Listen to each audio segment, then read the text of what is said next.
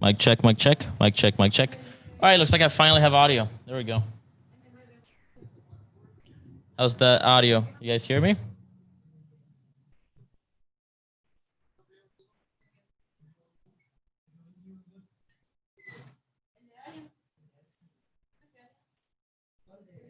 All right, looks like we finally have audio. That's great.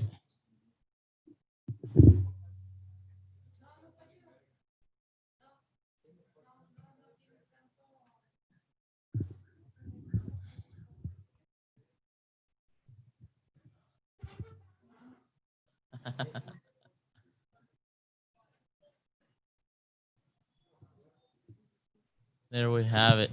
So if anybody wants to get on the questions and stuff, I can't see my Facebook. If you're watching me on Facebook right now, you're going to have to go on YouTube. There's a YouTube link. Look up Ugly Old Goat on YouTube. You should be able to find us.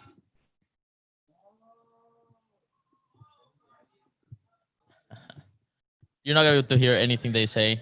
They're just kind of running around. Yeah, there we go. They're having fun. So who else is partying? Anybody having a few beers? Anybody want to come on the show? Send you a link. Hey, Bitcoin motorist, you wanna join us? I'll send you a link.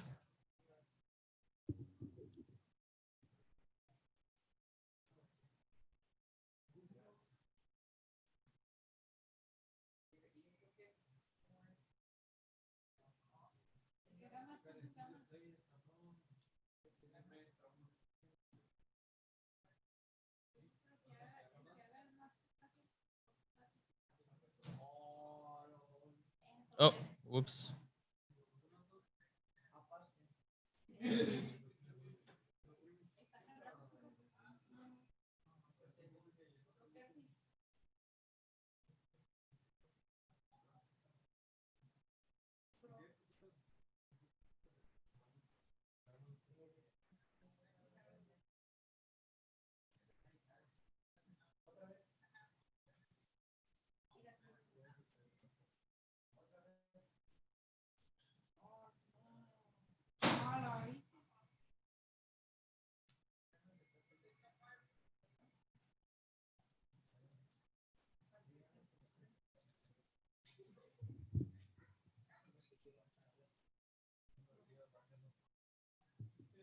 All right, so we have it. Oh, you're seeing all the Telegram. Lol. Sorry about that, guys. Fuck. Messed that up.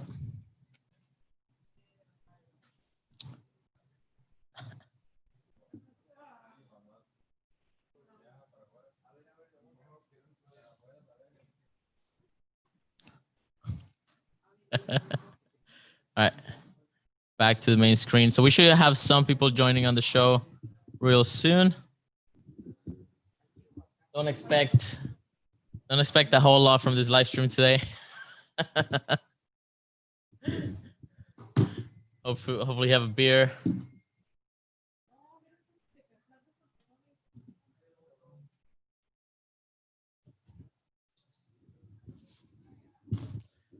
I should be able to hear.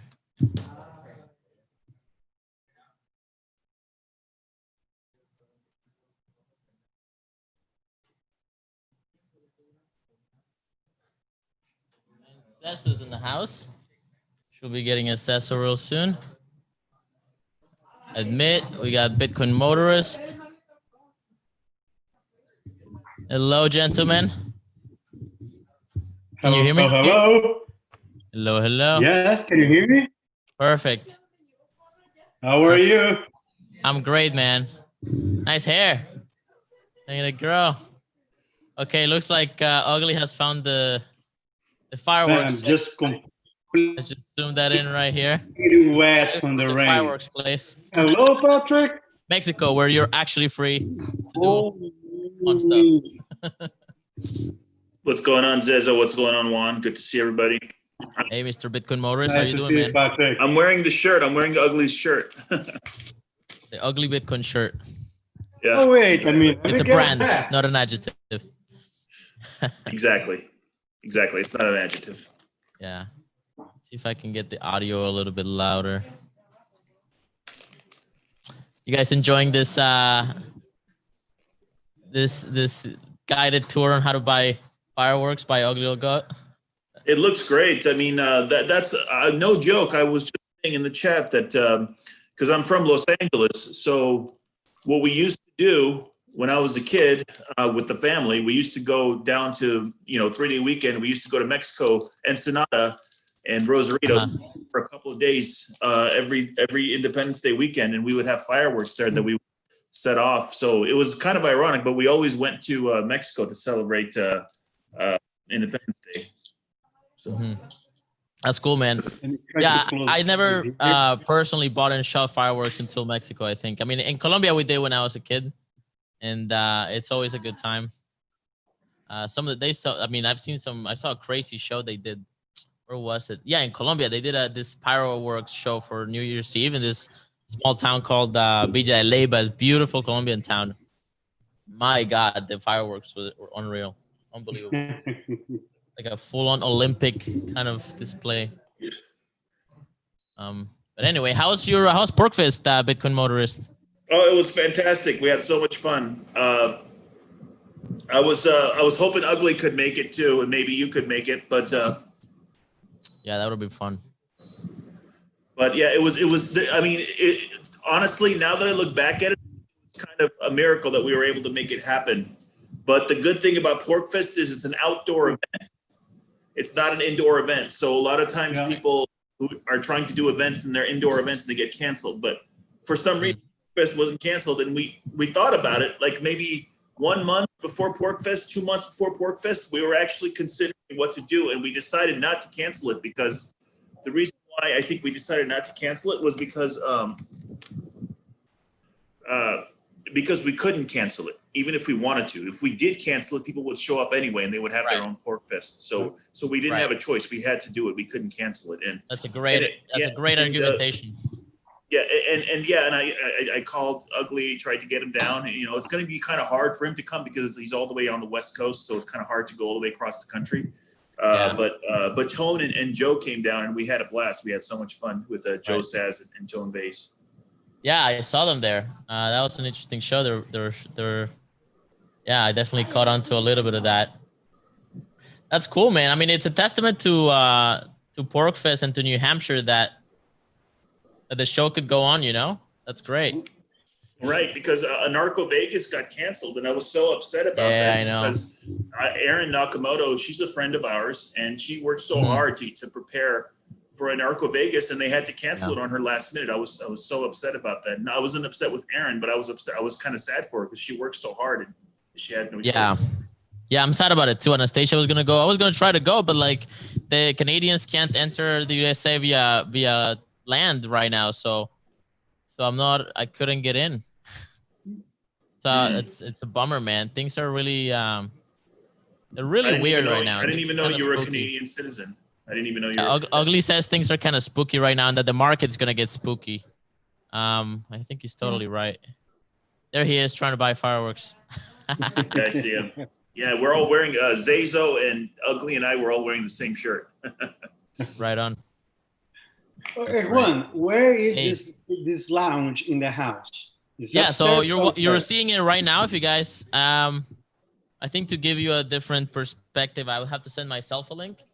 So let me do that real quick. I'll join the chat from my camera, which is not the best camera in the world. It really is kind of a shitty. This is just like a burner phone that I got, but I can show you the lounge. It's But it's upstairs or downstairs? Where's the room? Well, we have so there's a second floor, and we got the situation here. No, actually, you know what? The I can room access. that you are right now, the one that you are right now, where is? The one I'm right now, this is in Mexico. This is the lounge. This is in the Bitcoin house. Yeah, but where in the house? It's downstairs, right? You know where the store was? There was a little boutique. It's on the boutique. Oh, there was a little yeah. Yeah. That's it. Now I know where it is.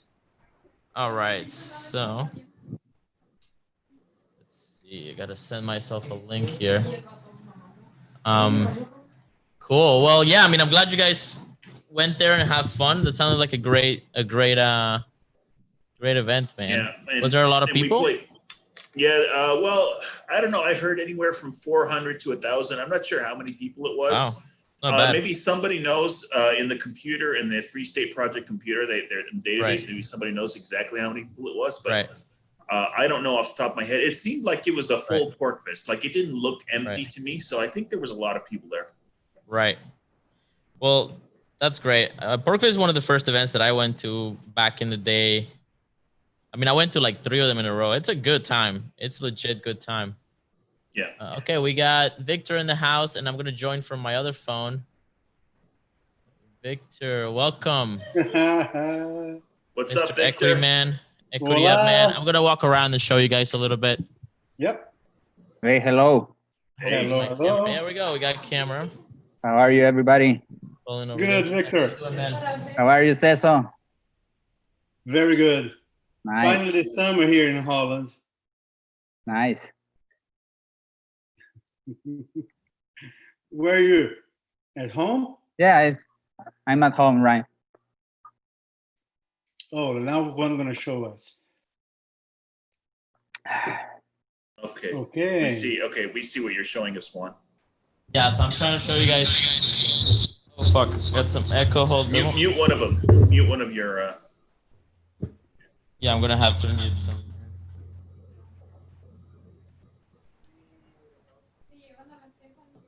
All right, can you hear me now? Yeah, I can hear you. Yeah, yeah. Sweet. Yeah, so here's the lounge. This is what I see. We got the camera right there, and then we got a little dartboard over here. Jesus, that's beautiful. Yeah, very nice. And then we got a little kitchen over here. So we got there's a little fridge. You got a bunch of beer there, 2 ACs. Only one of them can be turned on at the same time because the power is. We got the electrical's funny down here, but anyway. And then here's the whole crew. We're gonna have a mini pinball tournament. We got a pinball machine. It also has a bunch of like Sega games. You got like Tekken and Street Fighter and all kinds of like old console games. And, Oh man, I have to go back to Mexico. That's awesome. And Oiley's over there buying more fireworks. He's gonna come back with like a. So you got a full arcade there. That's pretty impressive. Looks like a pinball Yeah, we machine. got a full arcade. Pretty much. It's a good time. Like every once in a while, you know, once I take a quick little break from the work, then just play some pinball. It's a tough life, you know. Tough life. This All couch right. must be so comfortable. Yeah. Let's check in on 5 people watching them.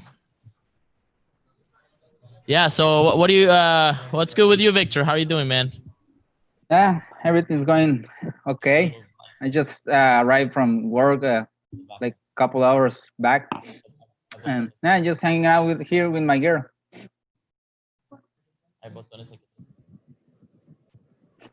Sorry about that. I'm sorry, Victor. What? I was just trying to get a light on here. Yeah, I'm just relaxing here at my home. Cool. Right on, man. Hope Yeah. you didn't work. Hope you didn't work too hard today, Victor. No, it's just to supervise some things. Yeah, very small on. work. Do you Just guys that- celebrate? Do you expect people to be celebrating today here in Mexico? No. Or like partying or barbecuing? No? No. Yeah, It's I'm real not- curious how many people are going to be partying today. It's like you see this whole Black Lives Matter movement exported to countries where it doesn't make sense, you know? Yeah. People are protesting in London. And Yeah. the only non-white person killed by police in London last year was some terrorist from a bridge, like a bridge attack terrorist. And they're all like, Black Lives Matter, right? Well, maybe they'll export some of the other side of the. No, but I don't think a lot of people celebrate 4th of July here in Mexico. Yeah, the Independence Day. Yeah. No. Unless they're U.S. tourists, and there aren't Yeah. really that many Yeah, of tourists course. right now. We'll see. I mean, I don't know. We'll see. I think we might be surprised. When Ugly's back? He's still buying fireworks. I can show you literally. Eddie's doing great documentary work on the floor of the store. He's got you know, there we go. On the floor of the store. Beautiful floor. It's a great floor. Yeah. I think it's like a 1982. Right. Yeah. Venetian style. Yeah. Now you're gonna see the sidewalk. Oh, he's gonna buy some tequila now. Tequila shots. So they sell in the same shop tequila and firework. Yeah, of course. Save you the trouble of going to another store to buy tequila. We got 25 people watching. Wow, this is very exciting. I guess everybody else is just. Who else is doing any barbecue over there? Where people on the watching the live stream? Give us a like. We need 7 more likes, and we're 25 for 25. And tell us if you're celebrating Independence Day today, wherever you're from. I'm not American. I'm Colombian. I'm Canadian. It's technically not my holiday, but you know what? I think asserting some independence today is probably a good thing. So I encourage you to do some more independence today. Okay, you guys gonna have a paintball competition today? Yeah, we're gonna have a pinball competition, a little mini tournament. Once a few more people show up, once Ugly and Eddie comes back. Ugly's getting a little bit too good on the pinball. We gotta take him down a notch. He wasn't too happy. Yeah. I mean, he did okay. He did in Vegas. Yeah, he did all right on the pinball tournament in Vegas. That was a good time. But yeah, he was out of practice. Now he's just killing it. Like he's basically mastered this one map, and yeah. Actually, Juan, we saw somebody from the pinball tournament at Porkfest. Oh yeah, where was that? Yeah. So I don't know how to describe him, but it was the guy with the heavyset guy with the white mustache that went down. He said he was a. You remember him? He's like an OG. He looked like an old cowboy. Like the cowboy. He was there. He was at Porkfest. Him and Tone, they were like, when they saw each other, they were like, "Oh my God, like, how are you doing?" They were like, they hit it off right there at that Porkfest. You see a lot of the same people, you know. I mean, you know, Juan. You go to an Acapulco or Porkfest or any of these other events, you see some of the same people over and over again. Yeah, so. For sure. Yeah, I think he mentioned that he was in New Hampshire. Yeah, I think he might have said something about it. Cool, man. Yeah, I don't think he lives here. I don't think he lives here in New Hampshire, but he was definitely he showed up definitely for Porkfest. But right on. Yeah. I thought he said he was in Arizona or something. I don't remember. Right. Cecil, you got anything you want to talk about? How's life going? Life is beautiful now. Yeah. It's like the thing is when you're trading for too long, and the quarantine came, life didn't change much. Right. You just But I think here in Holland they have there was never quarantine, so the people could go out and things were open. Just so you Where are you? Huh? Where is it that you're at? I mean Haarlem, like 20 kilometers from Amsterdam. Amsterdam, right on. Oh yeah, they didn't stop to. They're just like, we got this. Okay, concerts and theaters were closed, but like it was much more relaxed here than the rest of Europe. I think here in Sweden. That's kind of cool. That's probably because they're all smoking weed. Yeah, the thing is, people that just like, okay, we stay home smoking. Yeah, exactly. It's like, oh, you mean I shouldn't go to work? Okay. But I should just stay home and smoke weed. Okay. Huh? They closed the coffee shop once, and that I never saw Dutch people desperate as that. You should see the queue outside of the coffee shop. They rushed like a store. Oh my God. I think that was the time that the Dutch thought, okay, this is serious. Corona is serious. Wow. Yeah, when the Dutch are freaking out, it's serious. When the stoned Amsterdam Dutch are freaking out, you know it's the real deal. I think the Dutch like tea. Oh, hey, Zezel, do you understand Afrikaans? I'll be back in a second. I'm gonna get a beer. I don't. No. What about Dutch? Do you understand Dutch? A little bit. My life is basically, when I have my son, I just speak Portuguese with him. Oh, okay. My girlfriend is Polish, so we speak in English, and at work is English. So, and here in Holland, if you have 9 Dutch people on the table with you, and they know that you don't speak Dutch, they all speak English. Okay, that's nice. Because at hard to learn then. You have not the chance to learn the language. At Porkfest, I don't know if you know, but the person who was in charge of Porkfest, who was like running Porkfest, her name is Carla Derrick, and she is from South Africa. Okay. And so she and her husband were speaking with each other. I didn't know what language it was, but then she said, no, it's Afrikaans. I'm like, oh my gosh, you speak it. So yeah, because they're from, because they lived in South Africa. Yeah. And beautiful, huh? And she said that she was at a restaurant in New York City, and she and her husband were at a table speaking Afrikaans. And one table over, there was a couple who was speaking Dutch, and then one table over, there was another couple who was speaking German. And they were like, hey, we have to all sit together because we are all speaking almost sort of the same language, German, Dutch, Afrikaans. They're very related languages. No, Dutch is quite difficult to learn for me. It's really. I heard that it's the easiest language to learn if you're an English speaker. I don't speak Dutch, but I heard that if you speak English and you want to learn another language, Dutch is the easiest language to learn. It's like for me to learn Italian. Yeah, something like that. It's like Portuguese and Italian. Yeah, exactly. Yeah. Spanish, Portuguese, and Italian share the same roots, right? But Portuguese and Spanish is the same. It's like it's just the accent. Sounds similar, but actually are different. Yeah. Yeah, I have a hard time. Somehow we understand Spanish speakers better than the Spanish speakers understand us. When we speak in Portuguese, they're like no. Yeah, there's just a few words, but not the whole sentence. Mm-hmm. Yeah, but right now I'm trying to learn Italian. Okay, that's my next language. I need it. That's pretty cool. So I'm a little bit interested today. So how long have you lived in Luxembourg, not Luxembourg, Netherlands? Now it's around 1.5 years, 2 years. Yeah, and I was a little bit surprised. You said you don't speak Dutch, but I guess you're right. You don't really need to know. If you know English, you can get by just fine. You don't really need to know Dutch. And already I have so much things going on to have the language. If you want to learn, you have to study. It's quite hard. And I do have to finish my Italian.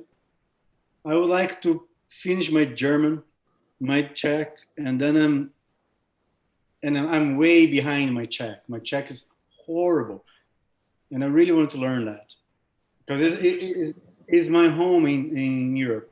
It's the place I feel home. Is the Czech Republic. I used to live there a long time, but I have Italian passport. That's the problem. I have to learn Italian. Yeah, you need it. I have to. I flew to Israel and arrived. I'm getting out of the plane, and undercover police flipped the sign of the police. I said, "Where are you from?" From Italy. And the guy began to speak in perfect Italian with me, and I was like, "Oh shit." Then I have like, my family's Italian. I understand. So I have to learn Italian. There's no way to have an Italian passport you don't speak Italian. Fair enough. Anybody having a drink with me? Oh, no, I'm sure Juan has some Corona. Yeah, I got a Corona. We have Corona now. Corona now. Yeah, finally. Well, we had to export it from San Diego. People are, it's like Lord of the Flies over here for Corona, or like, some violent competition movie. Mm. Like, what's that? Never mind. Survivor. I already had to, clearly, and just getting started. So you guys, how are you seeing the market this time? Yeah, I was. We can have a look at the market. Yeah, let's hear Victor's opinion and Zezo. I'm interested to hear what Victor and Zezo have to say about the market. Yeah, let's look at the market. You want to show some charts, Zezo, or should I? Let me get there.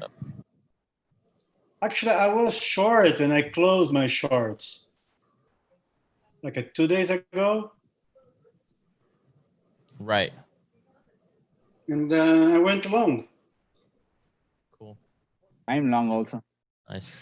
Yeah. But I'm not confident this long, not even that chance. Yeah. Right. Just a small position. But Patrick, do you think that's because the holiday that the market's so quiet now? The Bitcoin market, sure. I think that it seems like what Tone Vase is saying is that Bitcoin is correlated to the S&P right now. And it's not the S&P that's correlated to Bitcoin, but Bitcoin is just tracking the S&P. So the S&P 500 is the U.S. stock market, and right now it's closed. So it's when the S&P is not doing anything, Bitcoin's not doing anything. What do you guys think about that theory? Do you think that Bitcoin is just boring right now? It's just following the stock market?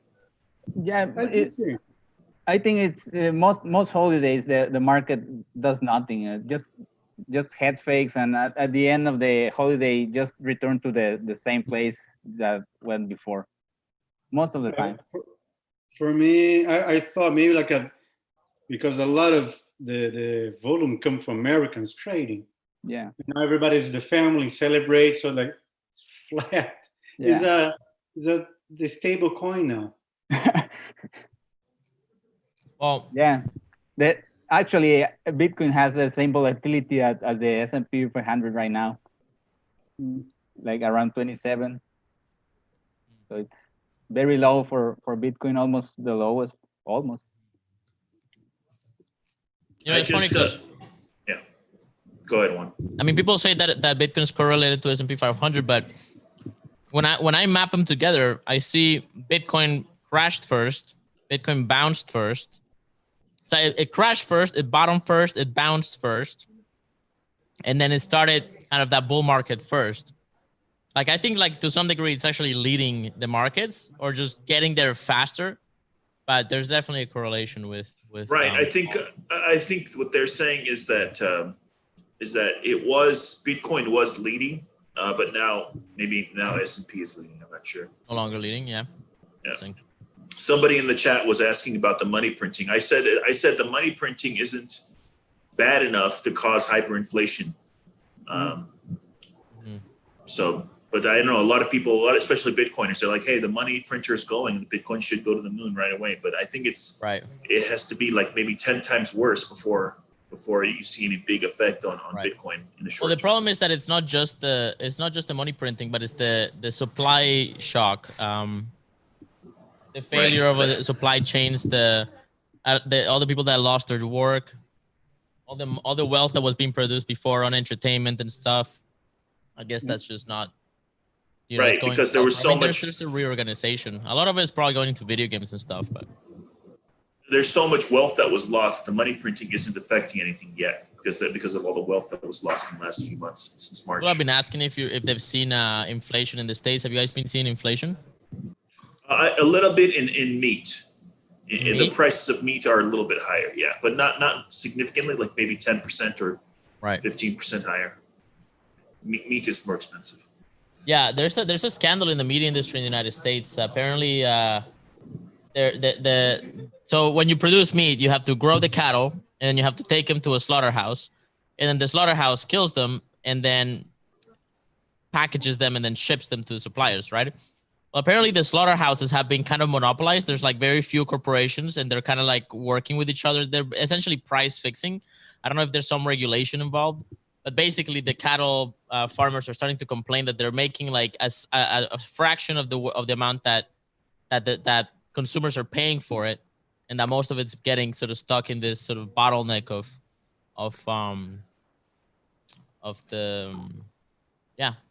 The company that supplies meat for McDonald's and Burger King is the same company. Well, I mean, I don't know, but that's kind of the idea, yeah. So you have a company, a big corporation called, I think it's called Cargill, Cargill.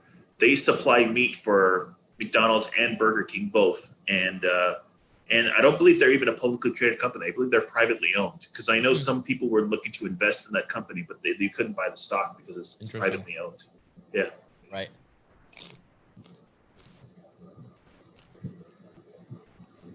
Hello, everybody. Happy 4th of July. What's going on? I see Dumbo in the chat. What's going on, Dumbo? My work is coming. Your work is coming, Cesar? No, the firework is coming. Oh, yeah. Fireworks. By the way. Yeah.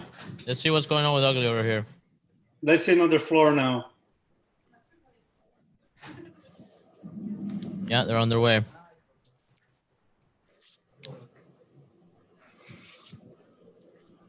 Yeah, it's a fun little car, man. It goes really fast. It has like 6 gears.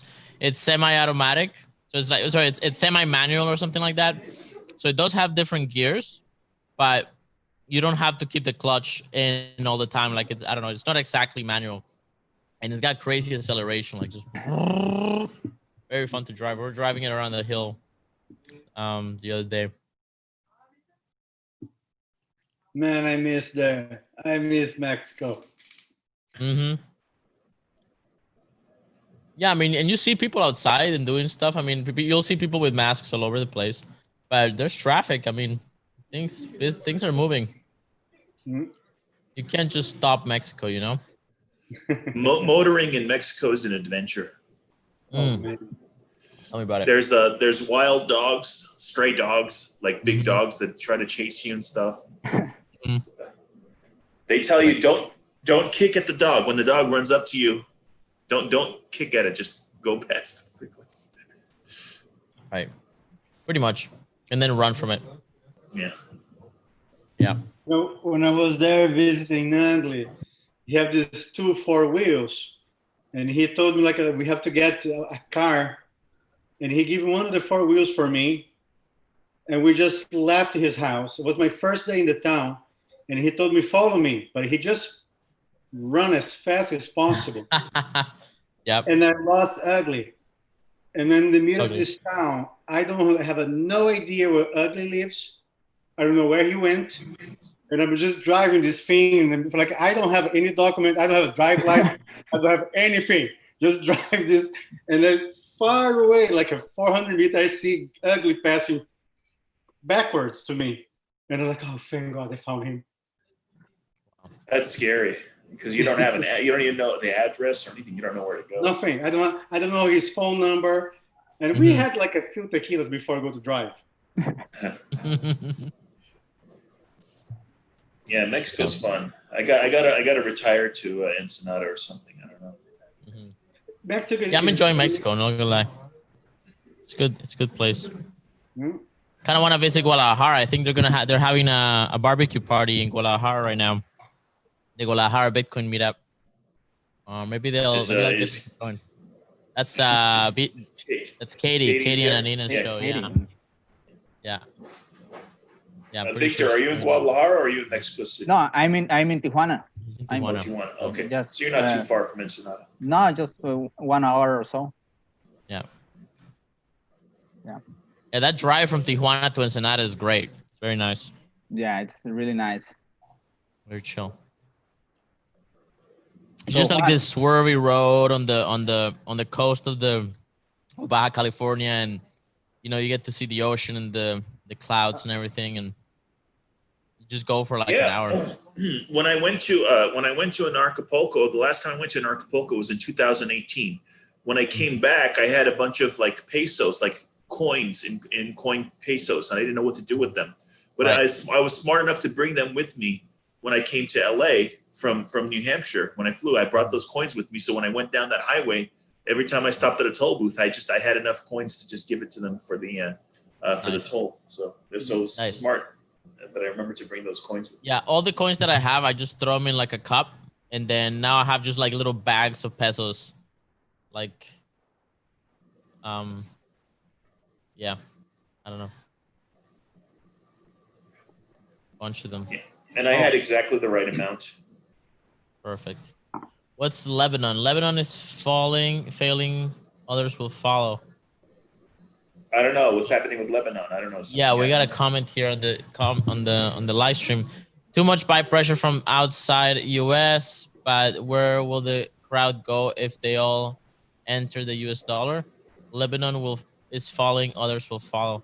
Yeah, I heard about Lebanon. Heard some drama about Lebanon. See what's going on in the trading room. So there's a town nearby here where I live, just maybe 30 minutes away, called Lebanon. It's spelled like Lebanon, but it's pronounced differently. So Lebanon is the country. Lebanon is the name of the town. Right. Cool. All right.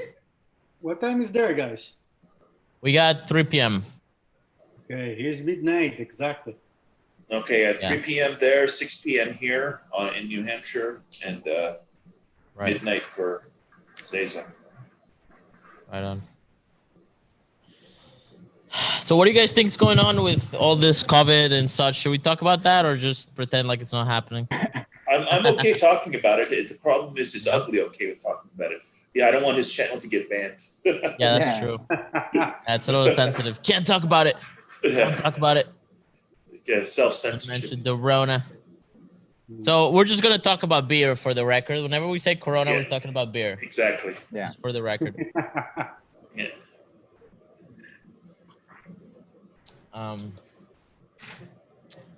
Yeah, I don't know. When am I gonna see you guys again? Well, maybe. Are you guys coming to October for Tom's conference in Malta? Yeah, no, he canceled it. He canceled it. He canceled what? You understanding Malta. Bitcoin? Oh, yeah, Malta. Shit. Yeah, it's gonna happen 1 year later. So they're gonna do it in 2021. They just can't. They just I think 2 days ago, 3 days ago, I think Tom said he was part of the EU. So like Americans can't go to Malta to the EU. Yeah, can't go to Europe. Yeah. So that's so that's gonna be Bali. done. Bali's probably still on. Bali, I don't know about Bali. I'll have to double check with Tone on that one. I don't know about Bali, but yeah, as far as we know, it's still on. I'm gonna be in LA in August. So August, I'm gonna go to LA. So next month, I'm gonna be in LA. So I'll probably come see you guys, Juan, at some point when I'm in LA. I'll probably come see you. Right on. Maybe I'll see Victor too, because I have to go through T1 to get to Ensenada. Yeah, that will be cool. Yeah. That's interesting. Yeah, you know, all this stuff about conferences getting canceled, and I mean, you know, this lifestyle that we're developing as Bitcoiners of bouncing around conferences and stuff like, and I think a lot of people are doing this, you know, like not just Bitcoiners, but people all kinds of people. You know, things are a little different right now. I kind of want to try to have like a conference on the Alien Treehouse, like this virtual reality stuff we're playing with, just to see what happens. Because I mean, it's like people must be hungry for it, you know. I think people are just itching to hang out and like, talk and such. Yeah, it's tricky. And I'm going this year in Prague. Right. And maybe for Riga. That's it. Yeah. Yeah, Parallel Polis. I mean, they're still going, right? It's going to be in Prague, yeah. And Honey Badger apparently still on. Yeah, I guess we'll miss those today. October. Right. That's a good one to go. Yeah, that's cool.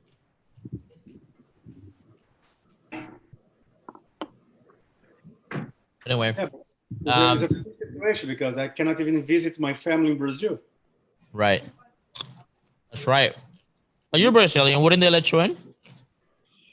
I think the problem when I arrived there is not the probably they have to let me in, but when I come back, they're gonna put me in quarantine. I think. Hello. Oh yeah.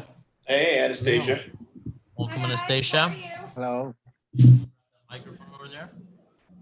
Welcome, Lady Anarchy. Hello. Represent. Hi.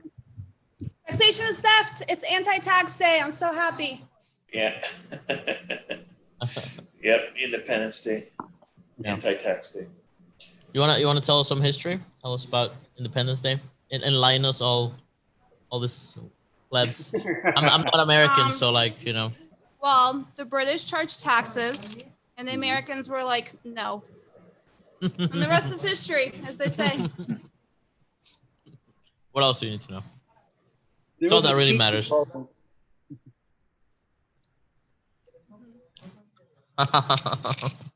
Anybody see, so I'm sure you guys are going to make fun of me for saying this, but has anybody seen Hamilton? It just came out on Disney Plus yesterday, so a lot of people have been talking about Hamilton. Anybody see that, Hamilton? No. No. It's a musical. It's about the founding of America, the American Revolution. The thing about Hamilton is he's a revolutionary, but he's also the guy who founded the first national bank of the United States. So to me, he's kind of he's not really a hero. He's more of an anti-hero because he started the central bank also. Interesting. Hamilton. Okay, and I know who you talk about. I have to look at it. He's on the $10 US bill, if you've ever seen a $10 There's even a funny video that somebody did about him making like a rap battle against Satoshi. Yeah, Hamilton versus Satoshi. Yeah, that was funny too. I like that one. Yeah, because Hamilton he challenged Satoshi to a duel. He's like, "Oh, let's go shoot." So it's pretty funny. But the actual play, the actual musical, is actually a pretty good musical. I do recommend watching it if you guys haven't seen it yet. No, the music is great, man. It's really well done. I'm gonna share the link with the trading room to see if anybody jumps aboard. Yeah, sure. Let's have a party. Yeah, exactly. Do you guys want to play poker while we're here? I've been doing a lot of Zoom. Can we do like online poker? Yeah, Joe Sass has a cool little poker game we could play. Yeah, I was playing last night. Yeah. Oh, look at that pup. Who's that, Victor? It's mozzarella, like the cheese, but it's a cheese. It's a female pitbull. Pitbull? Wow, yeah. That's amazing. I love pitbulls. Yeah, I have 2 pitbulls. It's mother and daughter. Oh wow. Yeah.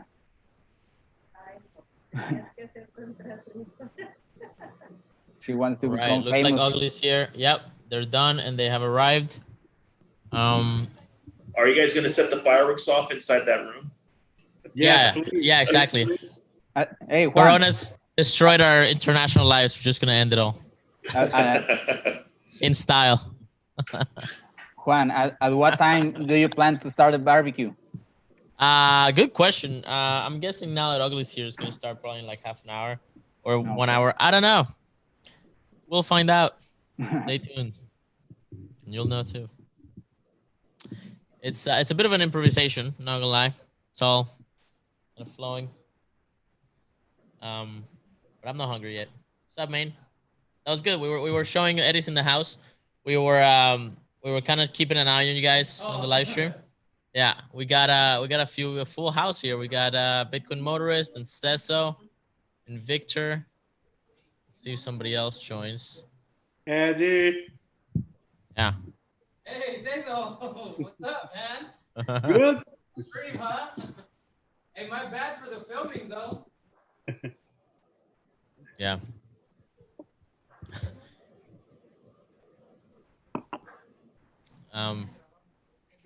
Cool. So I don't know if I'm gonna be able to see you guys doing the firework.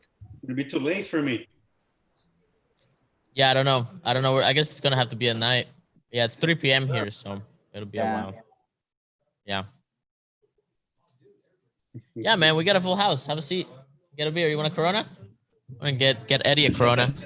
What's up, Eddie? Good to see you, buddy. Hey, Patrick. What's up, guys? How you guys been? What's the update with you guys? Well, life, just like Zezo said, life after quarantine is pretty similar to life before quarantine for the most part. So not much change. No. Yeah. To me, finally, the only problem we had in Europe, we got Corona and we had the winter. So when we finally fall, we're gonna be free to go everywhere. When are you guys coming down here? ¿Cuándo vienes, Victor? I don't know.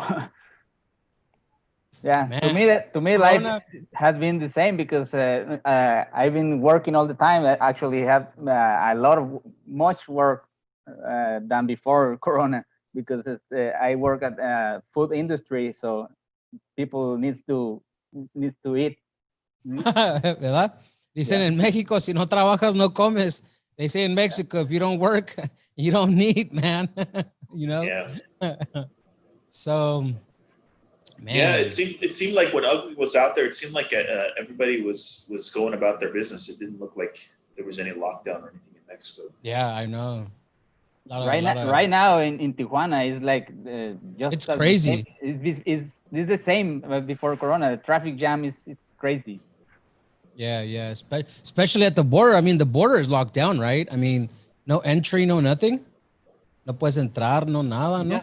Just American citizens that they can cross the border. Okay. I heard they closed. Mexico closed the border with Arizona. I don't know if that's true or not. But I don't know. What I really? Yeah. Oh yeah. See, Juan says he couldn't cross the other day with Ugly. I guess they went over. They were going to do some errands, and apparently he couldn't cross over. And then I was reading in the newspaper that they actually closed the entry to Ensenada. You know, so it's restricted. Basically, if you have no business here or you can't prove that you live here or something, they'll just kind of like make you do a U-turn and you can't enter here. So that's crazy. I didn't know.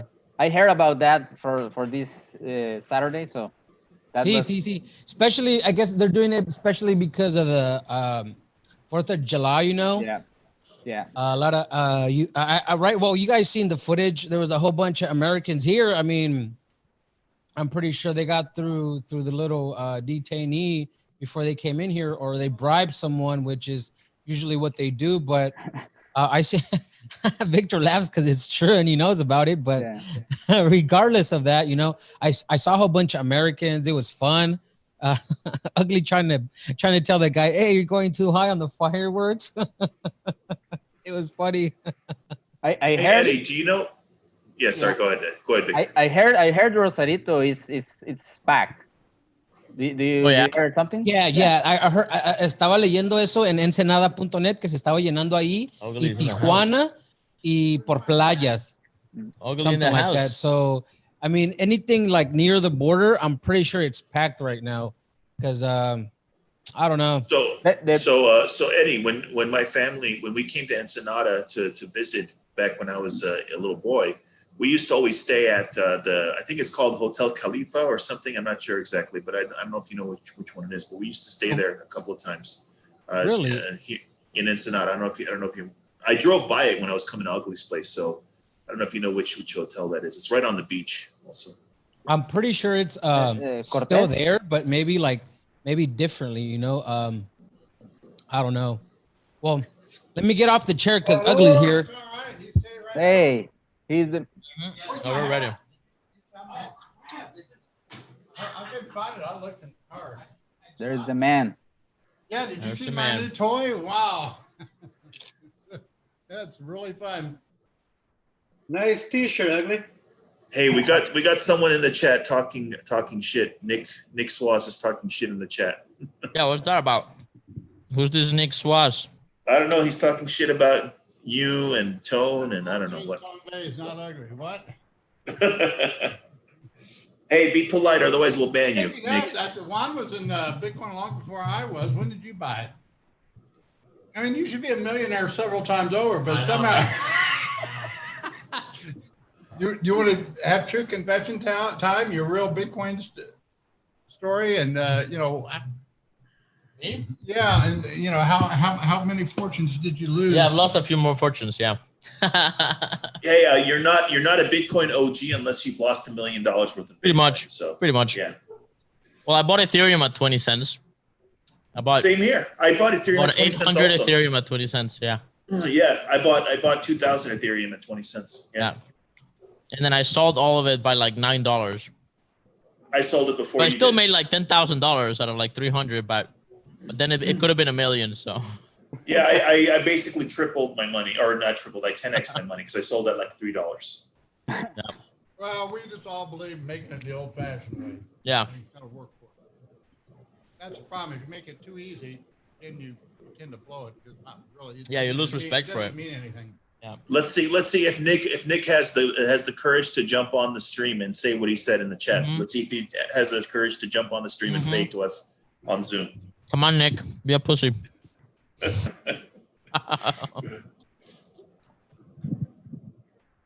open to the public, right? Yeah, I just put it on the public. I just shared the link on the live stream. So anybody can get on this thing, so it's not like members only. Hey, quadruple O, you want to join us? I'm living. I live on the edge, man. I'm sharing that link, and I'm not afraid of it. You want to tell them the story of your first ride on my little toy? I'm just kidding. Be nice, guys. Yeah, we were showing him. Yeah, we were showing him the showing you around, driving around. They got a bunch of clips. Yeah. Did you tell them about your experience yesterday? The little ride. Yeah, he almost crashed a car and killed like 5 puppies. While I was on that was the first time. What did I do the second time? It was he's a great driver. Very astute. Area where I knew prankster. It was like like there's this hill, but you didn't know it. It's like driving off a cliff. It looks like you're driving off a cliff. It's just like a 45-degree angle hill, and and we were all 4 wheels off the ground going over the thing. And after we flew up, there was a car right on the other side. As soon as I landed, and I knew that was possible. I didn't think it was likely. Now I know how to avoid that completely. But, that was pretty epic. It was. We lived through it. Yeah. It proved to me that I have very good bladder control.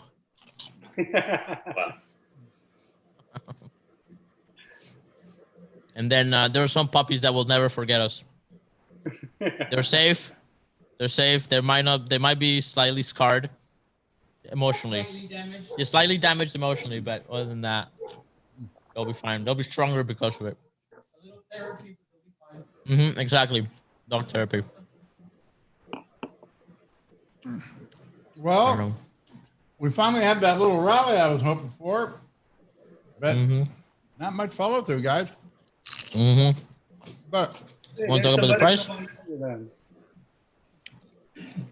Let's look up the price. Victor, how are you? I'm fine. How are you? I'm doing good. How's the anniversary going? Yeah, it's still not started. I haven't started yet. Okay, yeah. All right. So you got special plans for tonight? Yeah. It's after this video. All right. Yeah. Well, I'm glad you can make it. I really appreciate what you're doing on that equity app. I think everybody's really pleased with it, and I've learned from it too. I mean, yeah, it's very interesting. You haven't checked the new version, right? No, I have not downloaded the new version. I think you're gonna like it. You want to share it with us now? Yeah. Okay. Let me open. Yeah, just anybody that's watching this or tunes in,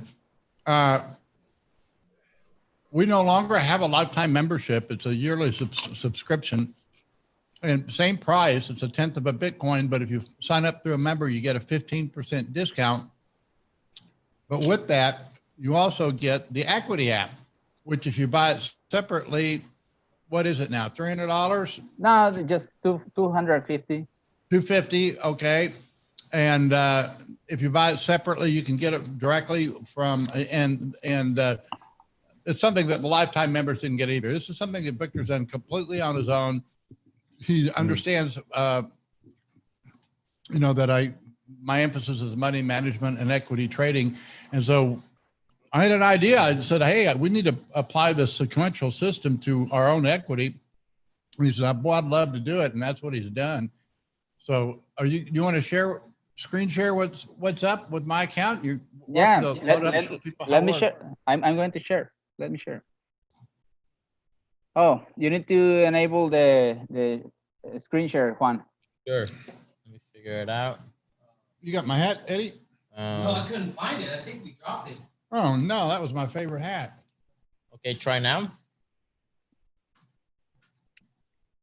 By the way, Tone might jump on in a few minutes, just so. Right on. Oh, be great. No, still. Oh, yet? Okay, I'm gonna have to give you. You got it? Nope. All right, I'm gonna make you host for a bit. You'll have to pass it back at some point. Okay. Okay, you got host. Cool. Some base may jump in. Nice. Oh yeah. Yeah. So you sent Tom the link. Yeah. Okay. Well, I guess I sent him a link. So okay. Nice. All right, great. Right on. Okay. This is Ugly's equity. And one of the things I changed in this version is you can now change the layout of the charts. You can change between just showing 2 charts or 3 charts and select the source of each one. So right now, I actually add a lot of stuff. Right, this is the new thing at the top. You have the percentage of longs. So it's very cool to look at this chart of the Ugly's account, because you can see how Ugly was 100% long at the bottom, and as he started to realize a lot of profit, then start to hedge a little bit more and more and more, and then you can see how his combined P&L is starting to do more like the Bitcoin price, like more like a flat. But look at his realized right. P&L is just going up, straight up. So you can now go to preference. Yeah, I'm real pleased that the hardest part, guys, is not catching a move, like the move that I caught, from Green Thursday. But the hardest part has been the last 6 weeks, 4 to 6 weeks, when you have a sideways to down market and to keep your equity rising.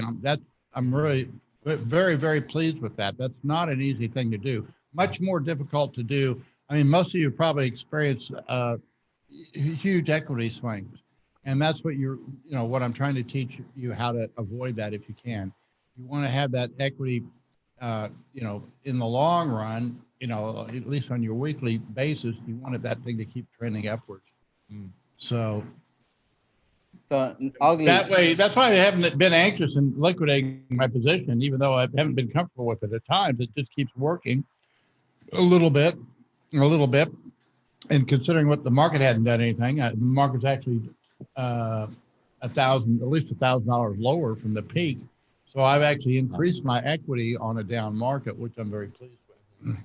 So Ugly. And that Ethereum short's really nice too, because we've just been sideways for like a month. Yeah. It just keeps paying and bouncing off these bands, so you can actually improve your position by selling those highs and buying those dips. Have you been improving your Ethereum position as well? No, you just kept it from where you had it. Yeah. Right on. This is another chart that I added to this version. This is the actual equity on their account. So this is very cool.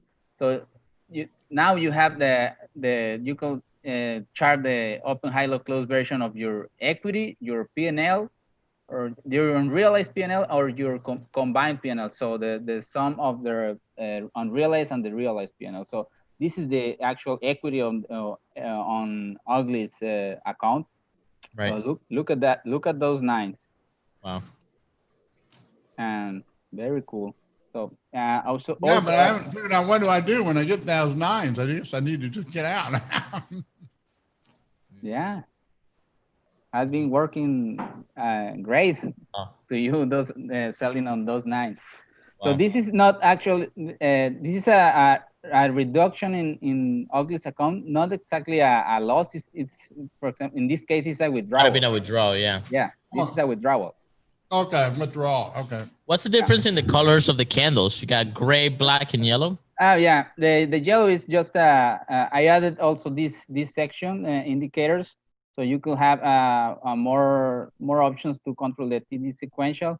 So you could also disable or this is like I call it yellow alarm. Just nice.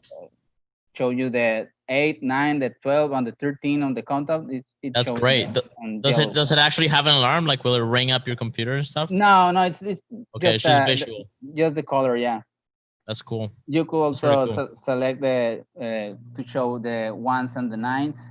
I like it that way to keep it more clean, the chart.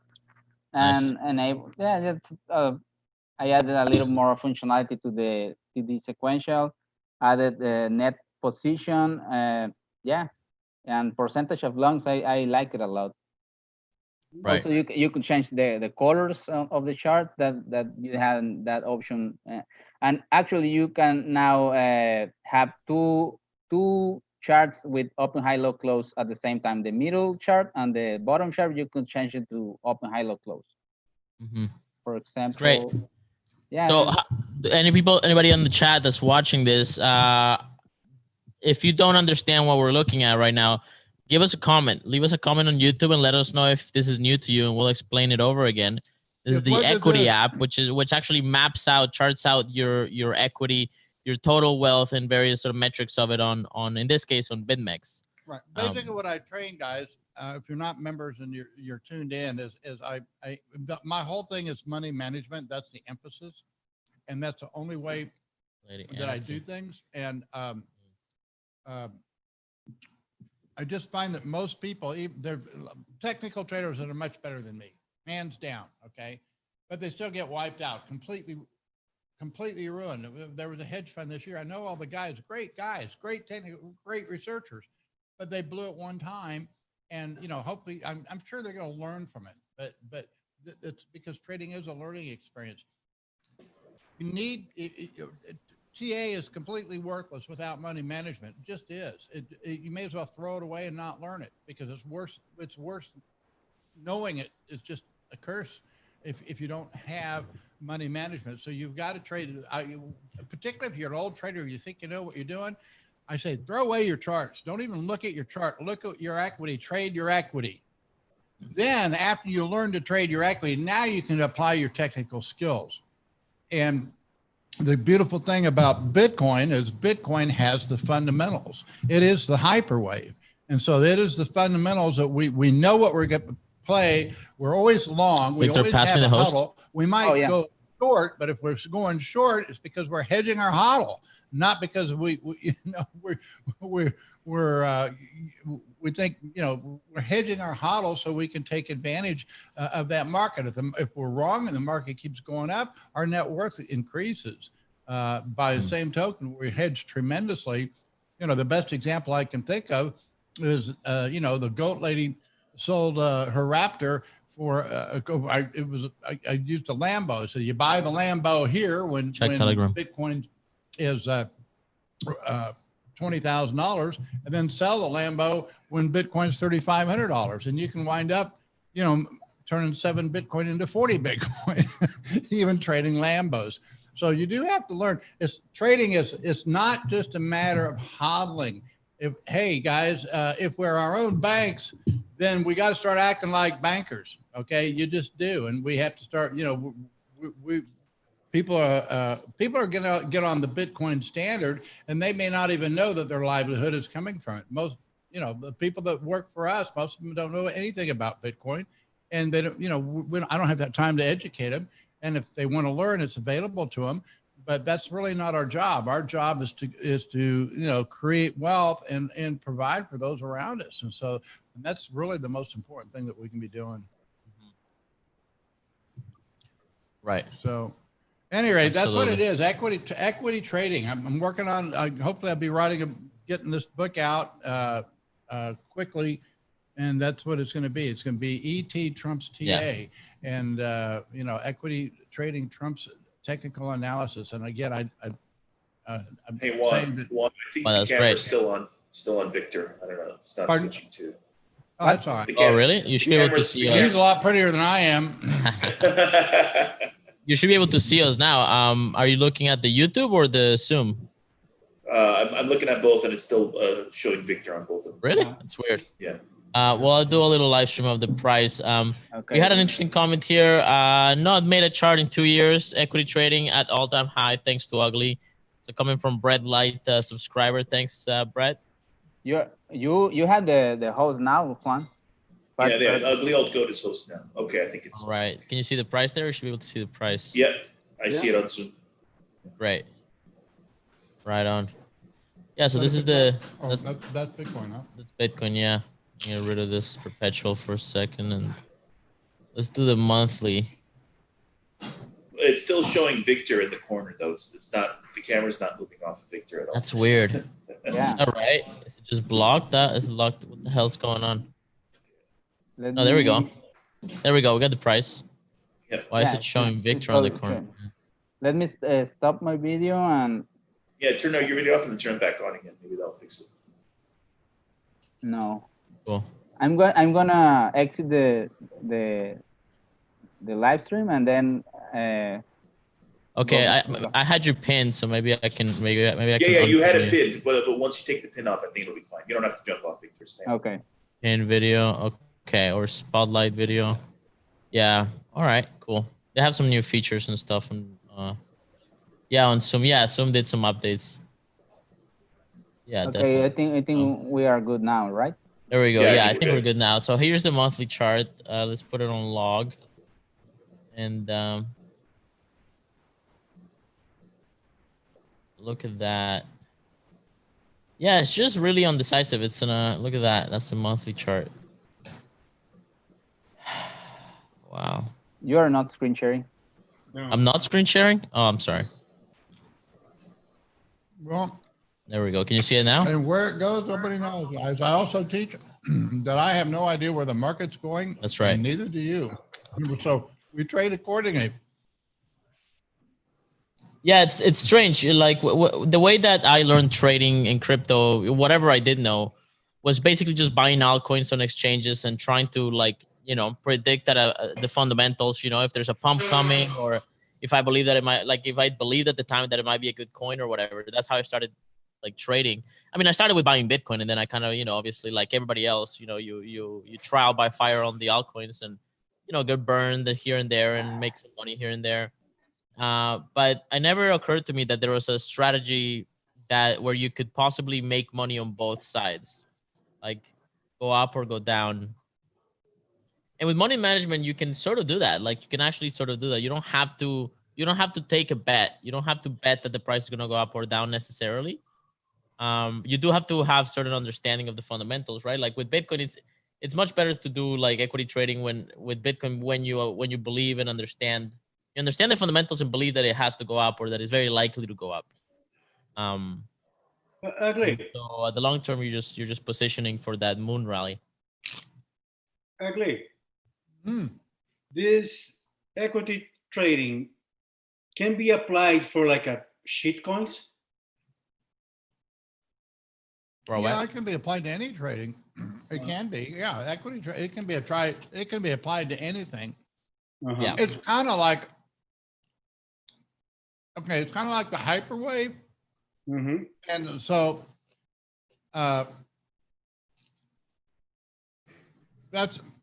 I apply it because I'm only trading Bitcoin. Why should I trade anything else when I trade it as well as I do? I mean, I'm a specialist at what I'm doing. I mean, I could go in and start watching stocks. I mean, I found out I have a little retirement. I got to try and get it out so I can self-manage it. Not much, but why do I need to do anything else? And it's kind of, we live in a unique time. And so I think that it's a mistake to get involved. You learn your specialty. I mean, whatever you're good at. I don't know. What are you doing? You're becoming a Bitcoin specialist, but right now, okay, for example, Victor is an engineer. He's a very responsible engineer. He manages two huge factories in northern Mexico. And so he's doing this, the equity app and his Bitcoin. And now hopefully he'll be getting full time and become an entrepreneur. That's the goal. And I think the equity app will open that ticket. What are you doing now? I know you work for Tone a little bit. What are you doing now? The whole thing is develop whatever you're doing and get yourself on the Bitcoin standard. That is the key. And you know, if you want to become more active in the space, that's another way to do it. But if you're, you know, if you have a business, if you have a car, I didn't start out in Bitcoin. I got out of prison and had nothing and sold Dish Network. And then I bought, I found out I could do it more efficiently by buying a predictive dialer. And then I found out I could even do it even more efficiently if I use an auto dialer. And so that's what I did. I built a business to the point where I had all my own lines. I could make, I think I had my biggest time, I had about 750 lines in a colo center. And VoIP was coming out, but it had not been perfected. Now there's no reason to have all that analog equipment. You can do it with VoIP, and it does it, you know, almost as well. And I built a business, and I was actually able to take, because of that business, I not only made a livelihood at it, but it was also helpful in taking down my prosecutor, who became Attorney General of Kansas and was thoroughly corrupt. So accomplished two different things. And then that business, it took 10 years for it to you know, take off, and to you know, I was always in debt buying equipment. I mean, the equipment was paid for itself, but it wasn't until the election of 2016 that the business finally, you know, just exploded, and I was able to pay off all my debt. I was able to, you know, provide my family with a decent home, and with the balance buy some Bitcoin. And that's when I really started doing it. I mean, I started Bitcoin in 2013, but my biggest purchase was made from my income that I made from another business. And that was done in 2016. So, you know, and, you know, and now I've started a new business. Ugly Old Goat is a new business. So, you know, you need to figure out, you know, what is your niche? You know, it might be, you might have a car wash. I don't know. You know, what are you doing? Just become the very best to whatever you're doing, and become a specialist. And that's what I do on this trading. I said, I'm not out here trying to figure out, you know, 100 different stocks or 5 different stocks or even that. I'm just trading Bitcoin to teach people how to get on the Bitcoin standard. Bitcoin has the fundamentals. It's the only innovation. It's got, the fundamentals aren't even so much Bitcoin, but because of the world that we're living in now, that we're awash in fiat money, and we have this paper money tsunami coming, and it is a hyperwave, and that is why I did review the book by Tyler and Leah and Socrates, and that was the only thing that I found wanting on the book, because they needed to explain why Bitcoin is uniquely the hyperwave, because that's fundamentally why we hodl. And it's very important to get that fundamental down, because, you know, that is now there may be a day it won't be necessary, but it certainly is the time now. You never want to give up that hodl, guys. You just don't. Ugly, were you asking me? Were you asking me, or were you asking Zaza? Either one. I mean, I kind of was going to invite everybody on that was on the Working Man's Bitcoin crew, and hopefully they would show up and just talk about where they are now, because, you know, we did those videos, and we did, you know, a lot of, you know, we talked about Bitcoin, and it was for entrepreneurs, new entrepreneurs. And so that's kind of what I was hoping, you know, people would get on and say, we just kind of check back and how are things going for you, Bitcoin Motors? How was we wanted to go to New Hampshire, but it just didn't work out, you know? No, I get it. And I don't know if you saw our panel at Porkfest, but I did mention you a little bit, because we had a Bitcoin Cash developer that was on the panel with us. But honestly, Bitcoin Cash is a little beaten up right now. I feel bad for anyone who's involved in the project, because Roger feels like he wants to. He's been saying that he maybe wants to jump out of crypto. He's done with crypto. Even Chris, the guy who's the Bitcoin Cash developer who was on the panel, he didn't even seem to defend Bitcoin Cash that well. But when you know, he talked about competition, I brought up your point. I said there's going to be competition in terms of what the standard is. And so we discussed that a little bit on the panel. I don't know if you got a chance to hear that. As far as myself, I'm just working on myself, and I mentioned to Victor on the cruise that I was learning Python, and because Victor is an expert on Python, so he said he could help me out a little bit. But I've been taking classes online here. If I'm going to be home, I'm going to be learning something. So I've been taking online classes. One of the classes I've been taking is a Python class, and I've been taking economic classes and stuff like that. So I've been working on myself. I've just, I'm not doing anything revolutionary here, but just chugging along, trying to improve myself. And well, let me know when you're ready, because I kind of wanted to invite Jimmy down here, and I thought I'd maybe buy a couple of scholarships and would sponsor him to come down here for one of his classes, because that's what he does. Is he you have to have the background to, but it's not cheap. He charges, I don't know what he charges, but I know it's $2,000 or $3,000, I believe, last time. Yeah. But I definitely. Yeah, go ahead. Yeah, but I kind of made that open invitation to Victor too. So there's just unbelievable things that can happen in the future. I mean, the real Bitcoin Cash hasn't been developed yet. So there is going to be a Bitcoin Cash, and it's going to be the Bitcoin bankers that develop it. And so, and it will be centralized, and it will not have all the properties that Bitcoin has, but it'll be Bitcoin Cash. People will accept it, and because they're going to trust those who issue the notes. And basically those who do it are going, the profit is made through seigniorage.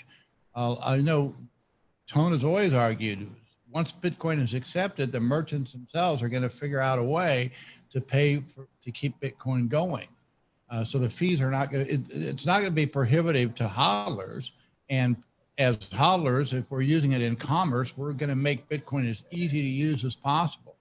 And all the benefits that we see, look, Google didn't make it because it's hard to operate, and they charge a monthly fee. Gmail works because it's free and it's easy to use. And that's essentially the same model that a Bitcoin standard is eventually going to pick up on. And it was the Bitcoin, it acts as a governor, just as gold did. Gold kept the money honest. And the same thing will happen under a Bitcoin standard. The underlying standard is what will keep it honest. If people that I'm doing business with, start saying, well, I don't know about ugly old goat, he looks a little shaky, my notes are going to be, cashed in immediately, whereas somebody else, who, if you have a credit, right now it's not that way. If you have a credit with me, you can spend it at our store and have me send it to you or whatever.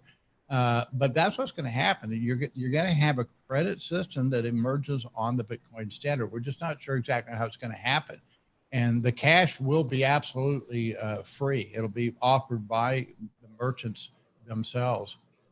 That's the way I view it. I might be wrong. Yeah, absolutely. I agree with you. And I actually have a very, because you know how people talk about Bitcoin OGs? I feel like you're like the real Bitcoin OG, because your story is very, very interesting about what happened to you in the 80s and 90s. Like, let me ask you this. When you first came across Bitcoin, did you say to yourself, well, hold on a second, I was doing this back before it was cool, back in the 80s. I was trying to come up with, some sort of a sound monitor system before Bitcoin. So when you came across Bitcoin, did that run through your head? Like you were already trying to work on this? No, it registered right away.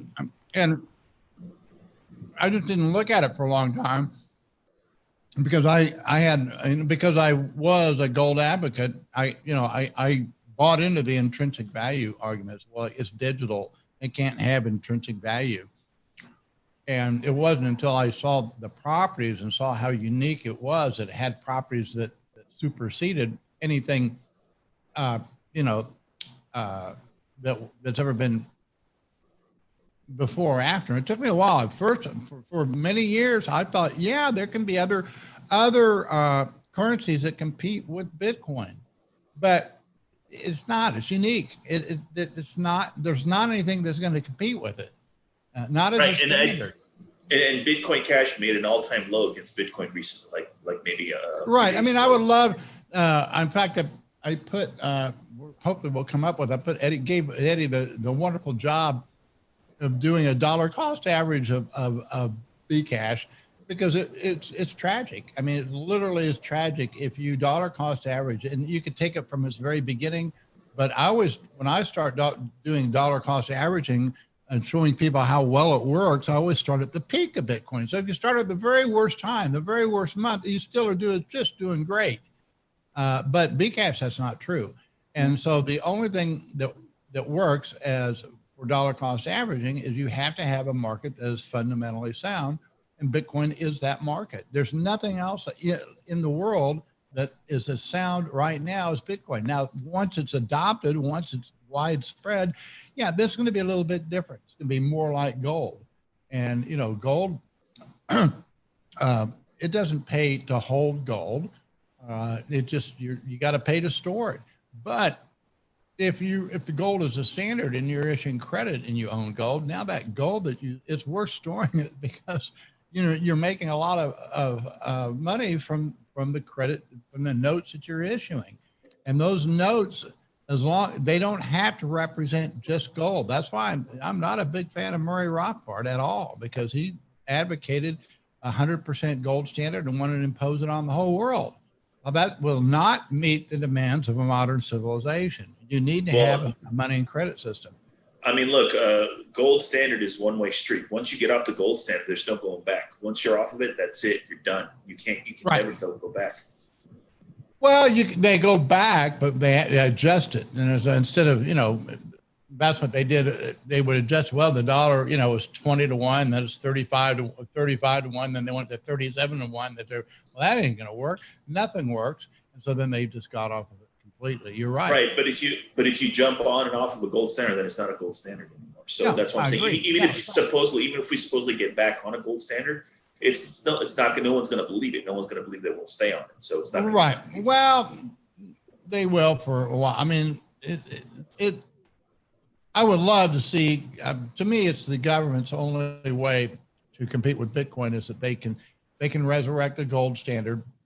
And I think that people would be very, you know, willing to do business with in another jurisdiction with sound money, including people with Bitcoin. I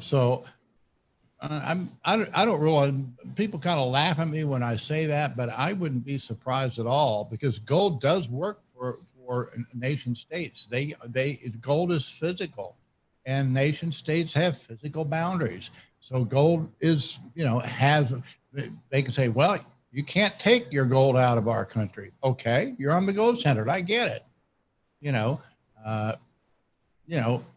They can actually do and restrict that with gold. They can't do it with Bitcoin. You know, where's Bitcoin? It's in my head. You know, so you can't. It has no physical presence, and you know. And I bought into the intrinsic value argument too. Gold has intrinsic value, but it doesn't. Everything. There is no such thing as intrinsic value. Roger Ver is correct. Value does not exist outside of human consciousness. Basically, value is imputed. It's imputed. Value is imputed. It's imputed. And so that's exactly just like righteousness is imputed. It's not because of anything we do, guys. But we won't go there. Anyway, I mean, it's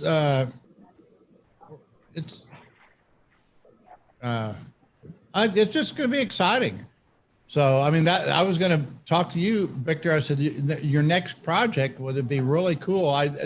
I'll just think out loud, but to me, where Bitcoin Cash is going to come is if you could build an open source program. Oh, sorry to interrupt, but it looks like Tone is trying to join. Okay. He has to be let in or something. I'm not sure. Okay, I got to find Juan, because I don't know how to do that. Hang on. Okay, or maybe Juan can send him a link directly, because I sent him a link, but I guess it says, yeah. Hold on, let me see if I can write him. No, he's here, but he has to be let in or something. No, write him Juan. Yeah, Juan needs to let him in. Yeah. So Tone's going to jump on here in a sec. So did you see my new machine, Patrick? The pinball machine, I saw it. Yeah. The pinball. You didn't see the Twitter feed that I just did on my new Razor. Yeah. I saw that. It was streamed here. It was streamed here. It was absolutely, that's just like a whole new life. There he is. All right. There's the man himself. He looks very serious right now. Yeah, he does. Well, that's his persona. Is he here? Well, we got his picture. No video, no audio yet. So at any rate, he's trying. Hopefully we'll get on. So no, Victor, what I was thinking is if there's an open source, so there he is. Oh, 4th of July. That's. Okay, there we go. Tone Vase in the house. No, he's doing his 4th. No, no audio, no audio yet. No audio. No audio. Oh, I got it. There we go. There we got you. Right on. All right. We thought maybe you started your 4th of July yesterday. Yeah. Who else is on? We got Bitcoin Motorist, Victor, Cesso, and yeah, that's in us. Hey, Cesso. How are you? Hey guys, yeah, I'm at a pool party and barbecue. Oh, Nice. good. Had to put a shirt on. Why you guys all have a matching shirt? We're- yeah. Working Man Bitcoin cruise shirt. I'll send you one if you want one. Kind of a clown outfit. Hopefully I'll see you soon. Oh, that'd be Yeah. great. So Bali's still on, eh? You know, Bali is still on, but we're going to be canceling Malta. It's Yeah, I heard. not worth Really? the risk. Bummer. Oh, really? And I don't mean like the COVID risk. It's just not worth the organizational risk because we haven't organized anything, and it's just not worth the effort to organize it, and then it may not happen, you know? Right. Okay. Well, I was going to ask you what about travel? Because I was actually going to do the Understanding Bitcoin and take A&E on a around the world tour, but since you're not having that now, that kind of I'm glad that we talked about this because she said, "Well, when are you going to hook this?" Right. So I don't know how travel is right now. Yeah. I've heard that if you're a U.S. citizen, you can't go to Europe. Is that correct? No, you can't. Yeah. Can't go to Europe. Like I'm not making any travel plans. I may go to BitBlock Boom in Austin, Texas, or Dallas, Texas. Sorry, that's going to be in late August. So the next time I may travel somewhere is there, maybe. And I am supposed to speak in Turkey at the end of September. We'll see if that happens. Prague plans to do their event in the beginning of October, but Honey Badger will probably cancel as well. Oh, wow. So save that round the world for next year, Ugly. Yeah. All right. Yeah. Well, I might just take her on a special trip anyway, but Bali is definitely on, correct? Is that? I mean, look, Bali is on, but Bali is not letting any people in or out. Like, I can't control the Balinese government, you know? So Bali is on as long as we could do it. And also, we already had, you know, a few people cancel and a few people want to sign up. So we want to do it, but look, I will do it. I want to go there anyway, as long as I can travel. So Bali is still on, but we're keeping an eye on it. First we have to hear from the government of Bali that people are allowed to fly in, especially Americans. Okay. Well, you might also, because I'm American, but I can fly in from Mexico since I'm a Mexican resident. Yeah, she wants to go to Bali and spend an extra week or two there because they grow the kratom there, and she has fibromyalgia. So we want to visit some kratom farms in some of the islands. And of course, she has this affinity for the people there. She wanted to she wanted to take some people home with her. Right. Is your Mexican family not big enough, Ugly? You have to add more people or what? No, just my, I don't know. My wife has, I think it was too much tequila, but anyway. Anyway, it was, but we would definitely want to go because the only thing that really helps her is the kratom, and it's something that's uniquely comes from that area of the world. So, we can. Right. I don't know if you guys want to talk about this, but Ugly and I were just talking about how when I brought up competition in the Bitcoin panel that we did at Porkfest, it seemed like Chris Pacio wasn't even arguing for Bitcoin Cash anymore, and it just made an all-time low. And Roger's talking about getting out of crypto possibly, and Chris seems like back up. Did you say Roger is talking about getting out of crypto? Yeah, he did. Didn't I send you the video like a month ago or something? I don't think so. No, I thought I sent you the video, but yeah, he's like so upset with all the forks and everything. He's tired. He doesn't want to fight. What do you mean he's upset over? He started the forks. He started it.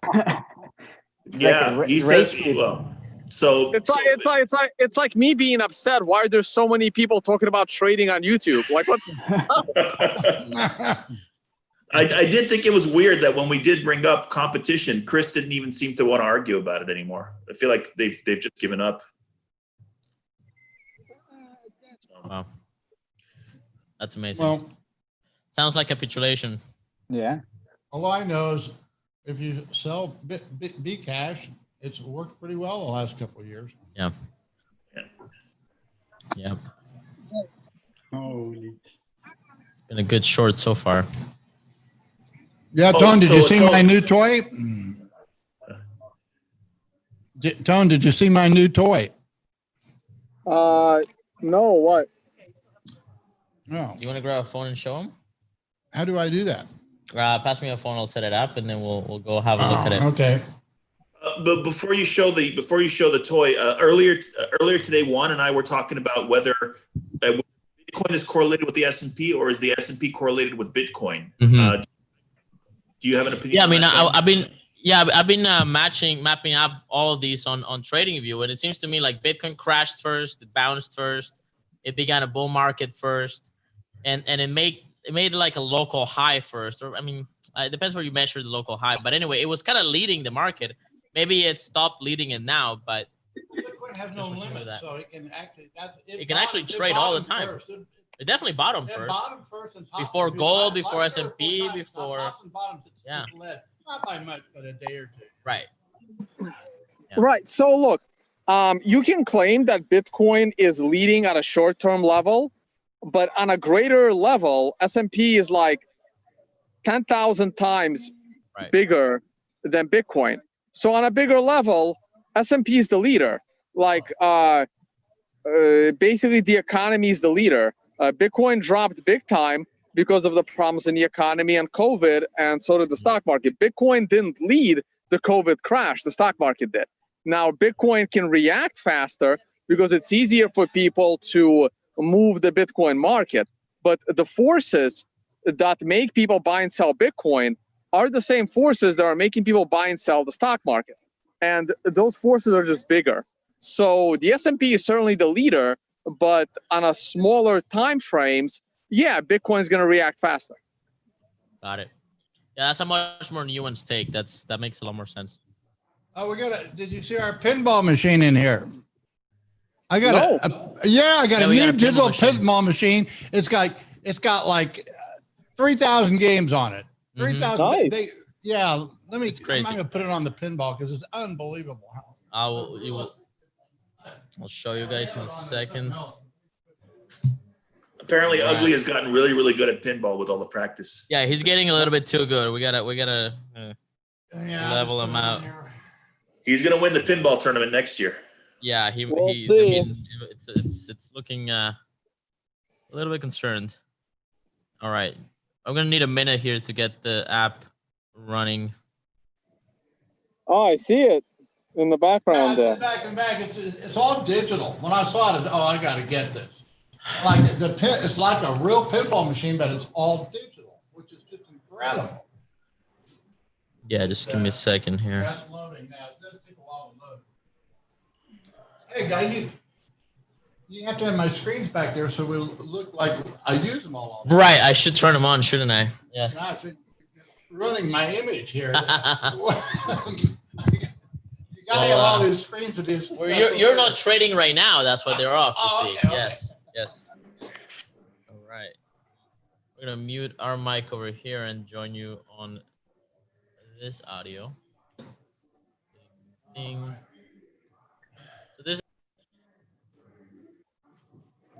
turn on the audio on the phone. Yep. So, Let me see. This isn't going to be the best quality video you'll ever see, but okay. All right. Oh, okay. We got the echo. There we go. Mute the other one. Mute the other one. Yeah, got it. Perfect. Okay. All right, it's loading right now. Sorry about that. But it's incredible. And Not muted. Okay.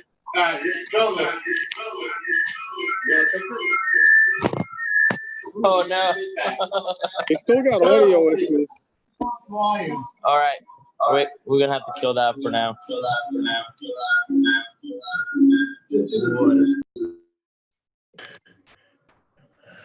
Chaos on the live stream. Yeah. All right. Looks like I got control of it. That's good. Let's see. I tried to mute myself too. I didn't know who that feedback was coming from. A lot going on. All right. You can just take that camera. Yeah. Take the camera. Oh, you got it now? Okay. All right. So here we go. Trading room. We, See it? you're showing it, but I don't think we can see it. We can see. I can see it. You gotta flip the camera over. There's also a Vector 187 in the stream. Yep, that's Victor. Yeah. Hey, Victor. Hey, hi, Tom. Yeah, he said, hey, turn the phone sideways, Juan. Yep, there you go. Oh, that's pretty cool. It's like a virtual.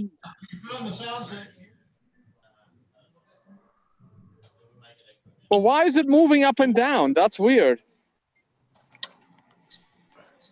Right, because it kind of follows the ball a little bit.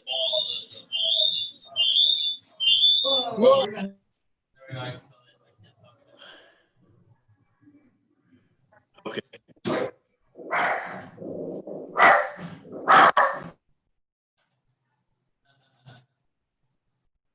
Anyway, that's our pinball. You guys get the picture. Yeah, it's There we cool. go. Yeah. And there's another one. There's this, he's got this car downstairs that's like a racing car. Pretty dope. I got a Razor. I mean, I got a Baja 500 car. And that can qualify. Now we lost Ugly. Okay, hold on. Yeah, I got out of here again. Okay. Got it? Yeah, so they should be able to hear you now.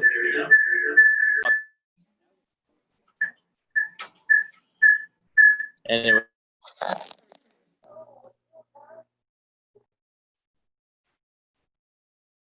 All right, I think this is about as much of that as we can do because this echo is a problem. So yeah, we can show you guys the car downstairs too.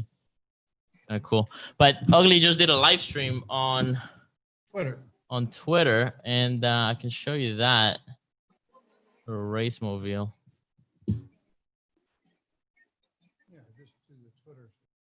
Yeah, you just go to my Twitter. I live streamed. Eddie was with me, and so we live streamed. I took him for a little ride. Mm-hmm. Bought fireworks. Yeah, I bought some fireworks. Oh, here we go. All right, let me put on the share screen. There it is. Can you guys hear it? There it is.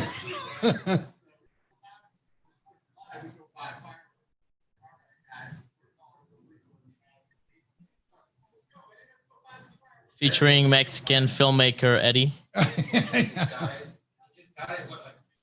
Yeah.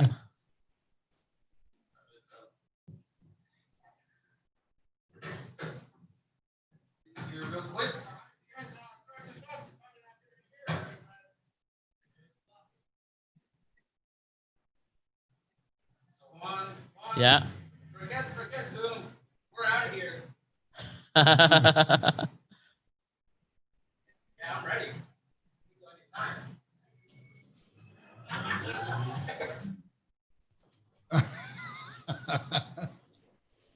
Whoops. You guys should set some fireworks around. You were going so fast, you got away from the light speed. The internet. Here we're going. This is the best part. Yeah, every once in a while you get like, it's like dirt streets, like next door, you know?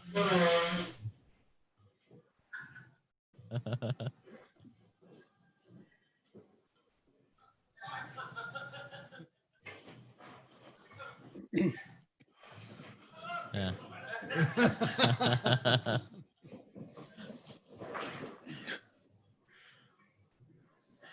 This was the journey to buy fireworks in Mexico. Nice.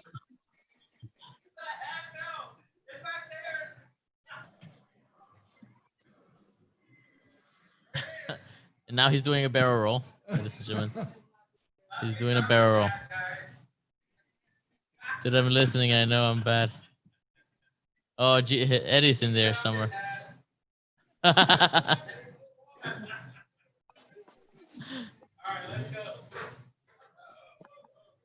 All right, they saw enough. Anyway, that's you get the idea. So you come down here, we'll let you drive that around up in the hills. It's a blast. Yeah, I gotta come down there one of these days. Hey guys, my phone battery is actually about to run out. But wanted to come and say happy 4th. And yeah, hopefully I'll see everybody soon. Yep. Yeah. That'd be good. Thanks for stopping by, Tone. Take care, Tone. Yeah, thanks guys. Hey, Zezo, I like the apartment behind you, man. Looking good. Thank you. All right. Later, guys. Have fun on the stream. Take care, man. Bye. Bye. Oh my God, I almost pushed the end button. Almost pushed the red button. Too much Corona. Never push the red button. We don't need any more of that. We know what it was. All right. Guys, I think I'm going to say goodnight too. It's quite late. All right. All right, man. Guys, I hope to, I promise to try to come to Mexico. I got to go cook bratwurst. Yeah, we gotta cook some meat. Yeah, 40 people on. That's great. Okay. Later, Zito. Have a good night. One. Take care, man. See you later, man. Take care, guys. Yeah. Take care. Yeah. Thanks everybody for watching and coming on and wishing us some happy 4th of July. Happy 4th of July to all of you. Happy Independence Day. You don't have to be American to celebrate Independence Day. And I say that as a foreigner. Hey, do you guys remember a few years ago, back in, I think it was 2013 or 2014, there was a Bitcoin Declaration of Independence video that was going around? A Bitcoin independence video? Yeah, it was a Bitcoin Declaration of Independence video. But it was cool. pretty. It was about declaring your independence from the banking system. Let's find out. A great video. Let me Google it real quick. Maybe we can play it. Tell us a little bit about it. Was there anything? Yeah, it was a bunch of prominent Bitcoiners. If I find it, I'll send it to you. Look for it too. So I have fireworks going on. Independence. Okay, I got it. I got it. Yeah, this is a bunch of actually. Let me. Yeah, these are all stars, like little crypto anarchy stars and Bitcoin anarchy stars. That's great. I think I remember this video. Can you hear it? Has become necessary to dissolve the bond between currency and institution. We are not required Yeah, she's great. to declare the reasons that impel us to push for this separation. But we will oblige. And here's Roger Bear. We've been cyclically betrayed. Damn. Stolen from, extorted from, taxed, monopolized. Spied on, inspected, assessed, authorized, registered, deceived, and reformed. We've been economically disarmed, disabled, held hostage, impoverished, innovated, exhausted, and enslaved. Wow. And then there was Bitcoin. But we live in an age of appropriation. Chin and nothing is immune. Today, Bitcoin is not only Crystal Atlas. in its value, but its very essence. Bitcoin is in the crucial stages of development. Its code can evolve in several directions. It's under threat from those who don't understand it. It's under threat from those who do understand it, but fear it. The crusade to absorb Bitcoin into the seams of the state has begun. There's a conscious effort to co-opt. The goal is to swallow Bitcoin, process it, integrate it, develop it, and keep it stagnant in years of failed operating.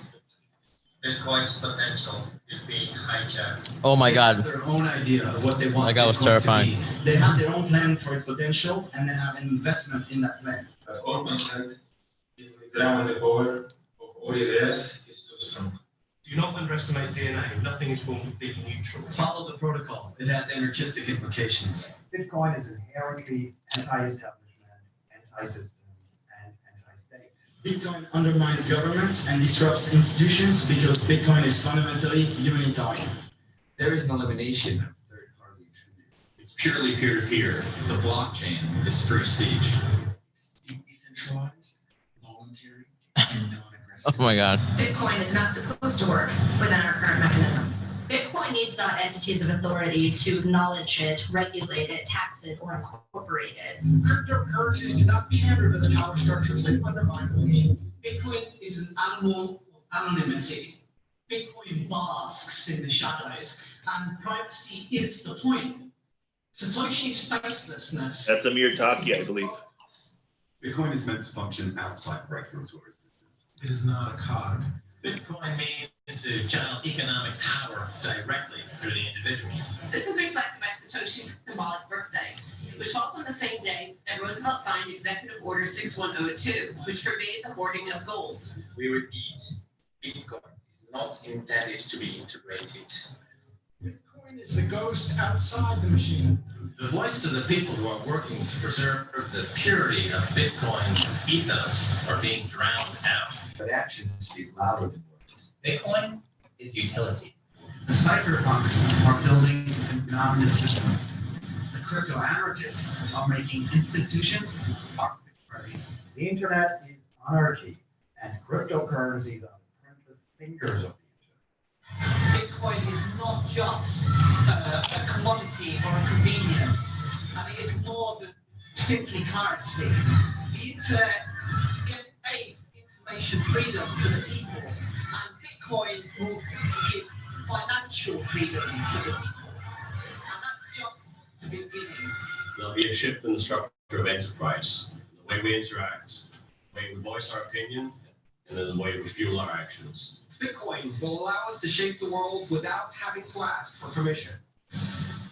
We declare Bitcoin's independence. We declare Bitcoin's independence. We declare Bitcoin's independence. We declare Bitcoin's independence. We declare Bitcoin independence. Bitcoin is sovereignty. Bitcoin is sovereignty. Bitcoin is monetary sovereignty. Bitcoin is sovereignty. Bitcoin is renaissance. Bitcoin is renaissance. Bitcoin is renaissance. And this is for Morgan Stanley. Bitcoin is renaissance. We're coming for you. Bitcoin is ours. Bitcoin is ours. Bitcoin is ours. Bitcoin is ours. It's not theirs. Bitcoin is ours. Yeah. Bitcoin is. Bitcoin is. Bitcoin is. Bitcoin is. Bitcoin is. Bitcoin is. Bitcoin is. Wow. That's pretty good. So this was, I believe, that was a great video, and amazing how video. many people in those videos have just disappeared from the system altogether. I saw MK Lords in there. I haven't heard. I mean, yeah, I know MK Lords. She actually helped. She was helping the Pamela Morgan and Andres Antonopoulos at a conference they did last year. I know that she's still in the scene. She's, I guess, not in the public eye. She's still active on Twitter, but she doesn't make any public appearances.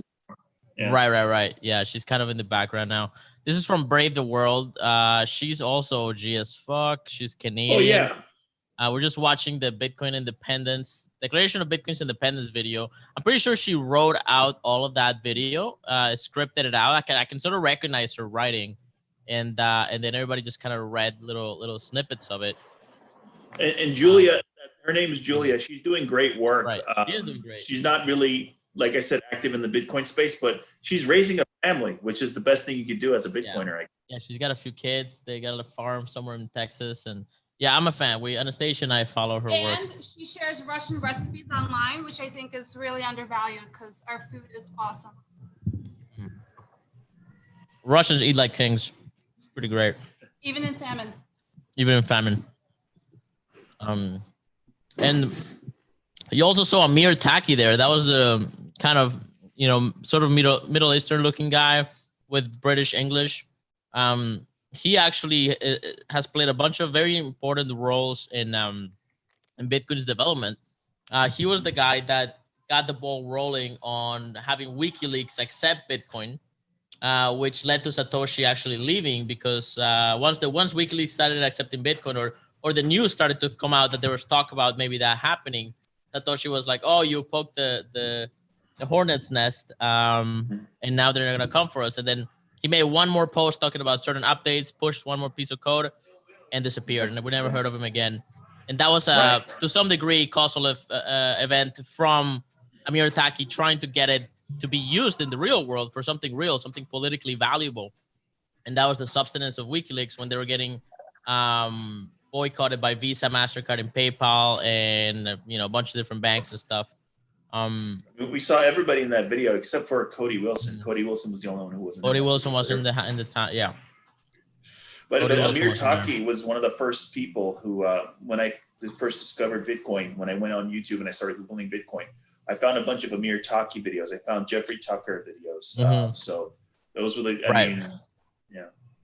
Yeah. And Jeffrey Tucker is still very, very active in the Liberty space. He was the speaker at Porkfest. He was actually the best speaker at Porkfest. Was he really? What do you talk about? But unfortunately, he's not really, a strictly Bitcoin anymore, which is unfortunate. I tried to explain it to him, but I'm to some degree disappointed that the libertarian economists haven't really taken on Bitcoin as they should. It's been very much a grassroots movement from the libertarian perspective, because aside from like characters like Jeff Berwick or again Molyneux, he had his sort of moment of light in the libertarian circle, and then there was like kind of like a breaking off. There's not that many other big personalities that have accepted. I'm impressed that Paul, what's his name? The guy that, there's a kid in that video that is really big right now. He was an acolyte of Alex Jones. His name is Watson. Peter Watson. Yeah, Watson. I think his name is Watson. Watson. Paul Watson. Yeah. Jeez, I can't remember his name. Was it Paul Joseph Watson or something? Paul Joseph Watson. Yeah, he's an interesting character. I enjoy his content. And well, the guy, what's his name? The bow tie. He runs. Jeffrey Tucker. Jeffrey Tucker. Yeah, Jeffrey Tucker. I think he's had a fee, and they're free. It's a foundation of economic freedom. They basically have supported all writers that support free markets. Right. It's their publication is geared toward the layman. It's not geared for the academic. The academics, yeah, but really good stuff. Mm-hmm. But I mean, they do academic work too. Right. But it's really geared. I know they used to put out a monthly book. I think Von Mises used to work for him. The other founded that was Leonard Reed. And I know, because I know my father sponsored a Foundation for Economic Education seminar. And I know Ludwig von Mises was one of the speakers, along with several others. But so I know von Mises was very close to that organization. And I mean, and other people have been tested too. I think Ayn Rand was just about every libertarian has crossed paths with that organization. So on my street, there's so many fireworks going off right now, and my dog is so scared. She's like huddled next to me. I don't know if you can see her or not. She's like, yeah, I can believe it. She's super scared right now. So they're not illegal in New Hampshire. Are you in New Hampshire? Technically, I believe they're illegal in my city in New Hampshire, but everyone's violating the rule, and the cops can't do anything. So everyone's blowing off fireworks in my neighborhood right now. And in fact, some of them might even be gunshots. I mean, I like to play a game, firework or gunshot, every time I hear a boom go off. All right. Yeah, I guess police can go to catch everyone. Yeah, everyone. No, they can't. Not if everyone's blowing fireworks on every street. Yeah. But they're legal in New Hampshire, just not in my city in New Hampshire. Right. Hold on. Right on.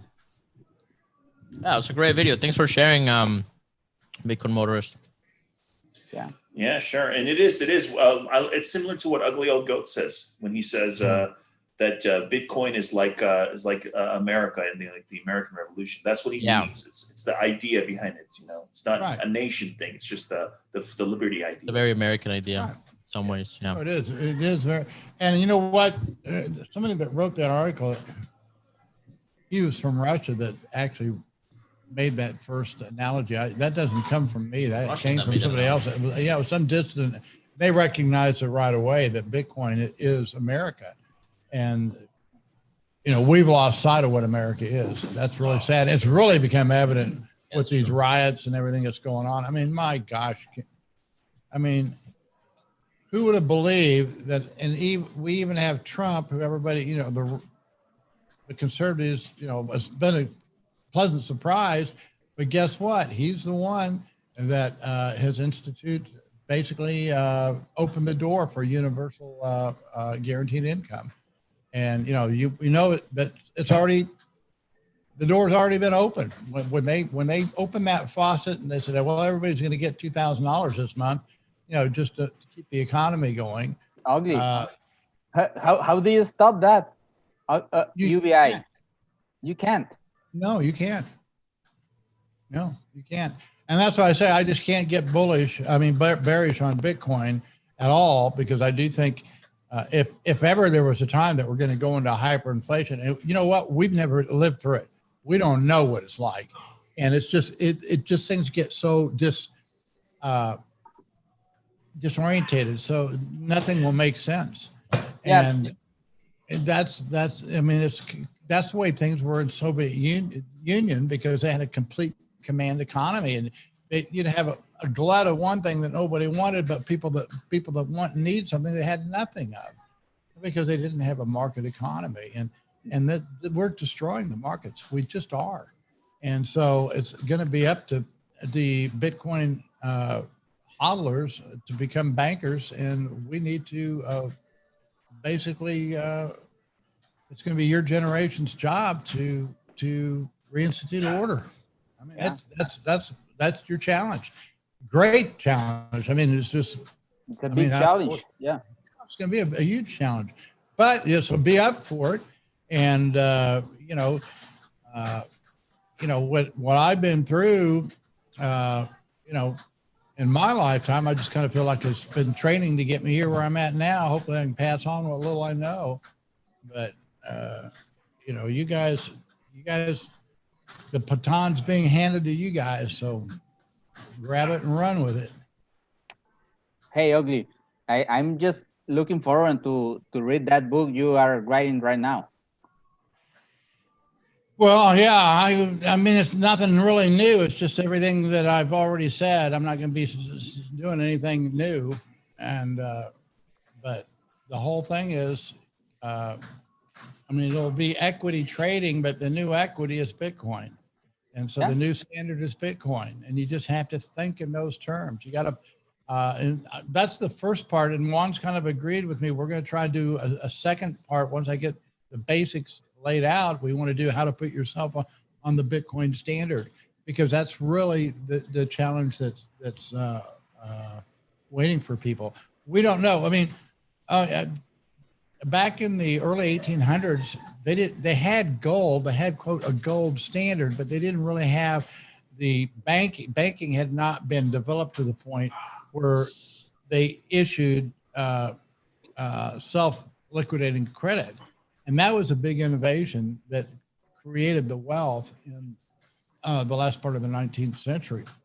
And how that's going to come about in Bitcoin, nobody really knows. But you definitely want to start there to look and see how it's going to happen. And that's why I say I think what I look for is that after this equity app is build a open source network where you can become your own credit. You don't need to send the Bitcoin itself, on the Bitcoin network. You can transfer free through open source software Bitcoin credits. I know that can be done.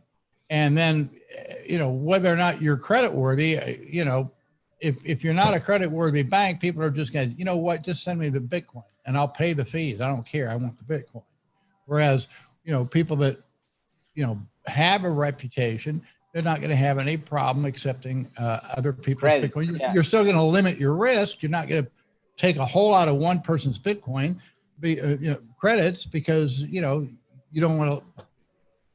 Even we make bad judgments. Sometimes we're sure of a guy and he turns out to be rotten anyway. So you don't know, or some black swan event can happen. So it's the same thing that we're doing in trading. The same thing that you do in business is you have to take those same kind of risks in banking. But I think we can actually build a system, a centralized system, open source. And it's just, I'm not sure, you guys are the software backers, but basically anybody can get on the system and use it. But whether or not you're credit worthy, that's a whole nother story. That's going to be up to the users themselves to determine that. Yeah, some things are interesting, but I don't know. And it's just that I have the idea that, yeah, I agree that that is a way to go, that to issue credit that everyone it's free to use. But I don't know if isn't it that like the same path we follow with gold? Well, here's the problem that I have. We're human beings, and we still have to have trusted third parties.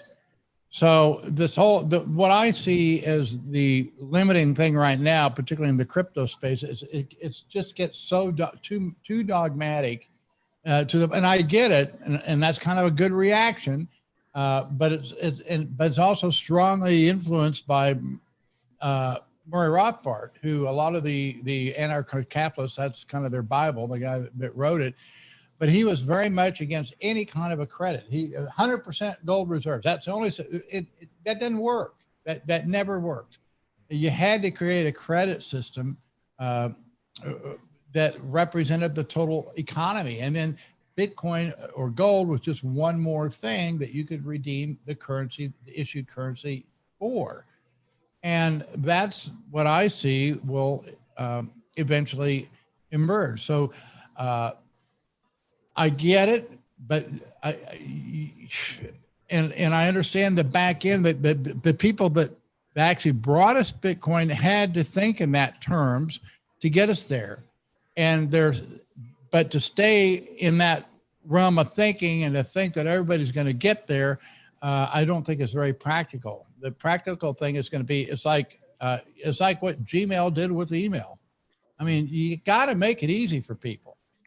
And Bitcoin's not easy. I mean, it's really not. And the security, this constant security things that's going on. I mean, Juan's teaching me things about that. It's just, we've got to make it easier for people, and they don't necessarily need the trust that if you're a banker, because people are trusting you as a banker, you need to make sure your bank is sound. But if you're not a banker, you can, hopefully you'll find several bankers. You don't keep it all with one bank, but you can, you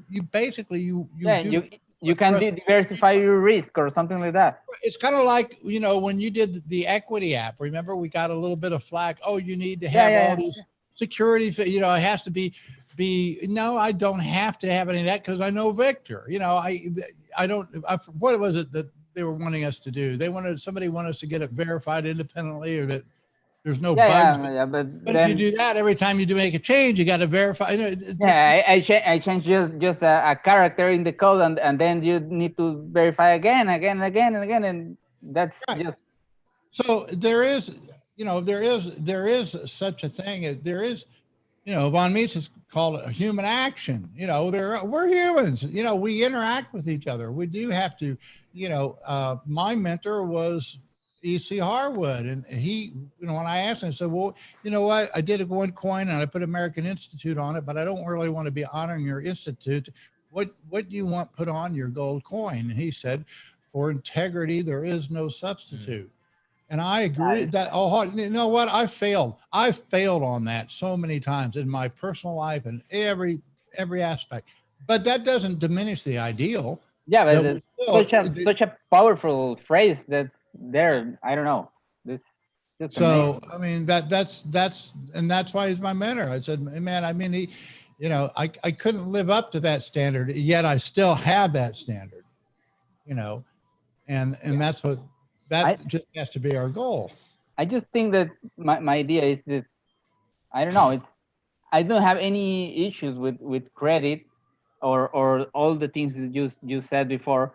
I just think this, I don't know, I guess I just leave open the possibilities of something we don't think about yet. So right, we haven't thought about it yet. What you said is something we tried before, but maybe something 100x more intelligent than all of us together came out with something we just don't think right now. I don't know. I just want to leave that possibility open, and I think that Bitcoin has it doesn't necessarily need to have just one scaling layer. I think we can have several scaling layers.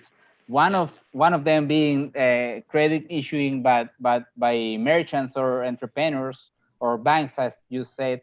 I don't know, but we could use Lightning network, or we could use Liquid, or I don't know. You know, as far as I can tell, like the most effective form of scaling that's come since the big fork was actually transaction batching. I like transaction batching. It's very interesting. While there's this whole politicized, like the SegWit got politicized, and the Lightning network got politicized, and the block size got politicized. What transaction batching is exchanges, instead of doing one transaction per every withdrawal that a customer makes, they batch all the withdrawals into one transaction. And so you get, like, you know, 5 inputs, which is, you know, money from their various wallets, and then 300 outputs to 300 customers. And that's one transaction. So it saves a lot on the transaction signatures, and it just saves a bunch of space. That seems to me it's probably the most effective technology. I think that really it's one of the options, and that is why I support a lot of BitMEX, because the way they do things is just one withdrawal a day, so it's very solid, and they do that. Yeah, no, they don't have any. There's no hot wallets. You can't get your funds instantly, but you get the very dependently once a day. I agree with that. I thought it was very innovative, and they've never been hacked because of that. They've never been hacked. Right. Yeah, they had issues. They had issues in the past, but never had hacked. Right. Right. As far as we know, yeah. Yeah, I like batching. I practice myself. It's very cool. It's something you can't do in the traditional system. It's something like most people, when you talk to normies, they don't understand what is that. Right. Yeah. Yeah. No, you gotta, very cool. There's a lot of things you gotta understand that. But yeah, I just think that Bitcoin can have several scaling layers that you do not need to marry to just one scaling layer. That is my way of thinking. I don't know. Yeah. No, I think that's going to be make the most sense, and yeah, to some degree, that's going to be centralized solutions, and then my proposition here is it's almost inevitable that there's going to be centralized institutions that are going to serve major pieces of the population. I don't know that there's anything we can do about that. But what we have to do is keep the doors out of the walled garden open. So Bakkt is building a walled garden, and Coinbase is a walled garden, and Kraken is a walled garden, and all these exchanges are walled gardens. We got to just make sure that there's a road outside of the garden, so that people can come to sovereignty if they wish to, and that they have that choice. Because the moment that choice is removed, then we fall prey to the same forces that took down the gold standard. And that's you don't have the Hotel California thing, yeah? Pretty much, yeah. It's pretty much in a Hotel California scenario. So we gotta. I mean, there has to be diversity to scaling, and I think to some degree that's gonna be some degree of trusted third parties. But we also have this new thing, this possibility of like multi-signature accounts and shared accounts. that are cryptographically sort of signable. Unfortunately, there's not a whole lot of development on that front, but there is some happening, and I think the Lightning Network and the Liquid Network that's happening on top of Blockstream, like they're playing with some of this technology. But I mean, we're reinventing the wheel to some degree here. So yeah, wow. Some people are talking about even UTXOs sharing. Imagine if Bitcoin goes to, for example, 1 million, maybe you need to share just one UTXO of maybe 10 satoshis with all your family, for example. That is something that it's talking about now, but it's obviously something very new. Yeah, it's tricky. And I mean, the Lightning Network is going to be interesting because it allows you to do sub-satoshis. It allows you to do milli-satoshis. Yeah, actually, you can do milli-satoshis with the Lightning. Eventually, maybe you need to upgrade the Bitcoin protocol to 16 decimals points or something like that. Yeah. I don't think anybody would oppose that as long as you don't change. Because you are not increasing the no. All you're doing is changing the decimal. You're just dividing. You're splitting a pie into more pieces. Exactly. Yeah. If that can be done with a soft fork, I'll be okay with it. But if it requires a hard fork, I figure we can. Yeah. No, that's all already possible with the Lightning Network with SegWit. So right. As far as I'm aware, so. No, with Lightning Network, it is possible to send subs. Mostly as a proof of concept. Nobody really needs subsidization transactions. Not yet. But just not yet. But just think, just imagine $1 million Bitcoin. You will need sub-satoshis. Yeah. Absolutely. Yeah. Yeah. Well, I think you can go to. Well, yeah. If you go to $100 million Bitcoin, you definitely need sub-satoshi. Yeah. For sure.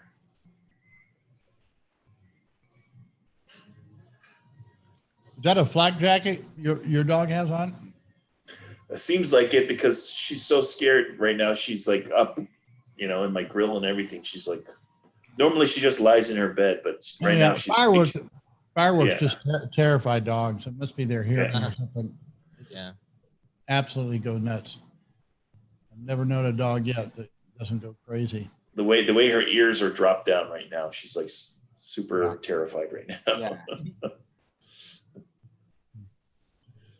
Dog. All right. So are you in New Hampshire now, or are you in California? I'm in New Hampshire. I'll be in California probably. I want to say August. I'll be in California, so I might come down and see you for a bit when I'm in California. But so I think maybe in a month or so, or 6 weeks from now, I'll probably be in California. So I'll be in touch. Maybe I can stop by and see how you guys are doing over there. Maybe play the pinball machine a couple times. All right. Yeah, Patrick, I just want to comment a little bit what you talk about later. I just think it's what you are doing is the best investment. Invest time and money in yourself and training yourself is really cool. I just want to shout out to you. Thank you, Victor, for saying that. That's what I'm doing. I'm going to take advantage of any situation that comes along. So if it's a lockdown, if everything is closed, I'm going to be working on my computer. I'm going to be, there's not going to be any time wasted. It's not going to affect me negatively. So really cool. Right. Yeah. And I could have just said that I don't want to do Porkfest this year, and I'm too busy. But I was like, no. I not only did I go to Porkfest, but I was one of the organizers. I helped organize Porkfest, and it was really difficult to do, and it took a lot of time. But I was happy to do it because I knew it was the right thing to do, and it was going to be so much fun, and it was. Yeah, well, send me the link to that panel. Who was on the panel? Yeah, it's already in your Telegram. So I already sent it to you. So just check it. That sounds to me like rage quitting or capitulation or something like that. Right. Are you talking about Roger Vier or something? Yeah, right. Yeah. Well, here's what Roger said. He said that he's been through a couple of Bitcoin wars already. He's been through a couple of forks already. He doesn't want to go through another one. That's what he said. So he's already been through one with BTC. Then he went through another one with Craig. and he doesn't want to have to go through a third one. So I can't blame him for being tired, but I mean, he doesn't have anybody else to blame but himself. So yeah, as Tom said, it's just crazy to I don't know. It doesn't make sense to try to make guilt other guys. He was the guy who started forks altogether. Yeah. Yeah, it's like what Tone said. It's like him complaining about trading. You know, yeah, that's how silly it is. Not, yeah. Silly. Well, I'm glad he got exhausted because that's the problem with these forks is that they are an option. They're kind of like a civil war, but you gotta make sure you're on the right side because if you lose, it sucks. Right, because really he's got sucks, right. He's got he a ended up bunch being of the king of a coin that was inherently unstable, you know, with a bunch of other like forkers, and so they got forked, and then they got forked again. It's like forkception, you know. It's like Bcash, Bcash Classic, Big Cash Unlimited, and then BSV, and then BSV Bcash, and there's like 7 forks, you know. And so, what kind of consensus smart, he would are just you come building? back to BTC. What kind of growth are you going to have if you keep getting forked? You know. Right. If he was smart, he would just come back to BTC, but I don't think that's going to happen either. I don't think he's welcome. He's got too big egos. He's got too big. No, he can't kick anybody out. We can't stop him. We can't stop him. But the thing is, he's got it. That pride is awful hard to swallow sometimes. Yeah, that's a whole lot of pride, man. Ugly. You just need to wait to Roger to rage quit and then DM him to buy Bitcoin.com. that will be cool. That will be cool. That Ugly owns Bitcoin.com. Yeah, that'd be amazing. Yeah. Yeah. Well, I did find one article where apparently the fake Satoshi Bitcoin, they have their own website where they do articles, and they're still, you know, promoting themselves. They're comparing themselves to Bcash. Neither one can compare themselves to Bitcoin because all you got to do is let's look at the price compared to Bitcoin and see how you've been doing, guys. Amazing. You know, you don't need to tell us how great you are. Just become the longest chain with proof of work. That's all you got to do. It's not, the requirement is real clear. So you don't have to tell us, just show us. Yeah. It's clear, but not easy. Not easy. So. Yeah, the BCH USD price made a new all-time low recently, I think. It was, I believe it was BCH BTC, not BCH USD. Oh, BCH BTC. Oh, that makes sense. Yeah. Yeah, you got to do dollar. You have to do. Right. I like to think of altcoins as a percentage of Bitcoin instead of Satoshis. That makes sense to me. Yeah, and I think the Bitcoin dominance number has been is just miscalculated. I think the way that it's calculated is completely wrong. Rigged. It's rigged. Yeah. The actual Bitcoin dominance is probably like 98 or 99%, but the way it's shown is like 70 or 80%. You need to take into account liquidity. Absolutely. Not just market cap. Yeah. You not only do you need to take into account liquidity, you need to ignore stable coins. With the fact that they include stable coins with the Bitcoin dominance. That's completely rigged. Yeah. Yeah. Oh, really? I didn't know they did that. Yeah, they also include stable coins, which makes no sense. And then they also include, what is it called? Like security tokens. And security tokens are not competing with Bitcoin, so they don't need to be included with Bitcoin dominance. So if you... Yeah, so the dominance is probably like 80-something% right now. Yeah, it's probably much higher than what is reported for those reasons, for those 3 reasons. Well, it'd be nice if it just was the top 10, that'd be the ones that you want to look at. Just, you know, they change all the time, but I guess the top 4 or 5 haven't changed much. Ugly. Look at those TDST lines.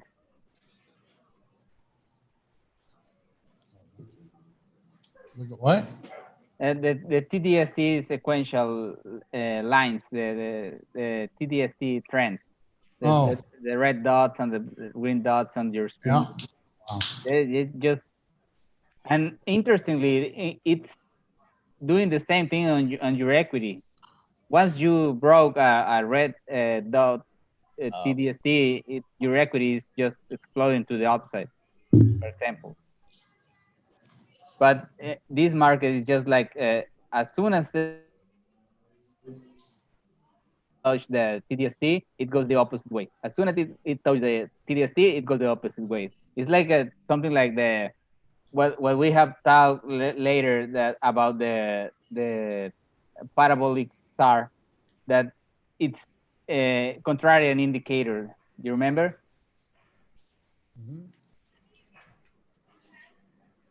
You just once you touch the SAR, it's going the opposite side. It's going the opposite way. Yeah. Yeah. It's very rare when it goes blows through the. Right. That's why I look at the stop and reverse completely. You call it faded, right? I fade it. Yeah. You fade the stop and reverse. It doesn't even matter what time. With TD sequentials happens something similar. It's just like you fade the TDST. Once you touch the TDST, you fade it, and the other way around. It's just not, but that is the market. Well, like I said, I'm real pleased, and I attribute it to the equity app. The equity app kept me focused enough that I didn't want to have a big drop in equity, and I managed to do that. I actually have had a slowly rising equity for the last 4 to 6 weeks in a down market. Which your equity goes straight to the left, to the right, to the bottom, to the top. That is your equity. Well, your equity is changing, but what does that is your P&L. Your equity is going up and down, but your P&L is just straight up. Right. That is P&L stands for profit and loss. Yeah. Yeah, your profit. In other words, your profit is going straight up. Yeah, you went from like -5 Bitcoin to 20 Bitcoin or something like that. So 25 Bitcoin in this account from the bottom to the top. Yeah, I started at the beginning of the year with 0.6. I didn't have to add once, but I think I added a total about another 1.4. But anyway, I can't complain. Yeah, just amazing performance. Almost every contract at 80%. I need to cook bratwurst. Yeah, we gotta get ready to. Yeah. Are we wrapping up, Ugly? Yeah. Yeah, we'll come back on later. I need to cook bratwurst, so yeah. I'm the cook, so I need to turn on the grill, and I got bratwurst here. And I'm making some ceviche here. Oh, nice. All right. I love ceviche. Yeah. We made an occupied fish and shrimp ceviche. So it's special recipe from the house. Every time I go to Mexico, I have to have ceviche. Yeah, ceviche is cool. I was in San Felipe last weekend, and boy, I'm not a big shrimp fan, but when I'm there, that's all I ate was shrimp. Yeah. Good. It was fresh and so good. Hey, Ugly, what was that dish that we ate? It wasn't menudo, but it was something else that we had at that restaurant in Ensenada. Birria. It's birria. Did you try the beef birria or the goat birria? I don't remember. I think it was beef, but I don't remember. Yeah, goat birria is stronger. Stronger. Yeah. Okay, I'll try the goat one. It's hard to find. There's only 1 or 2 restaurants. I don't even know of one. There might be one in Ensenada, but goat birria. The original was goat. Yeah, but it's rare. It's rare. not. It's not very common. There is a place here in Tijuana that serves goat birria.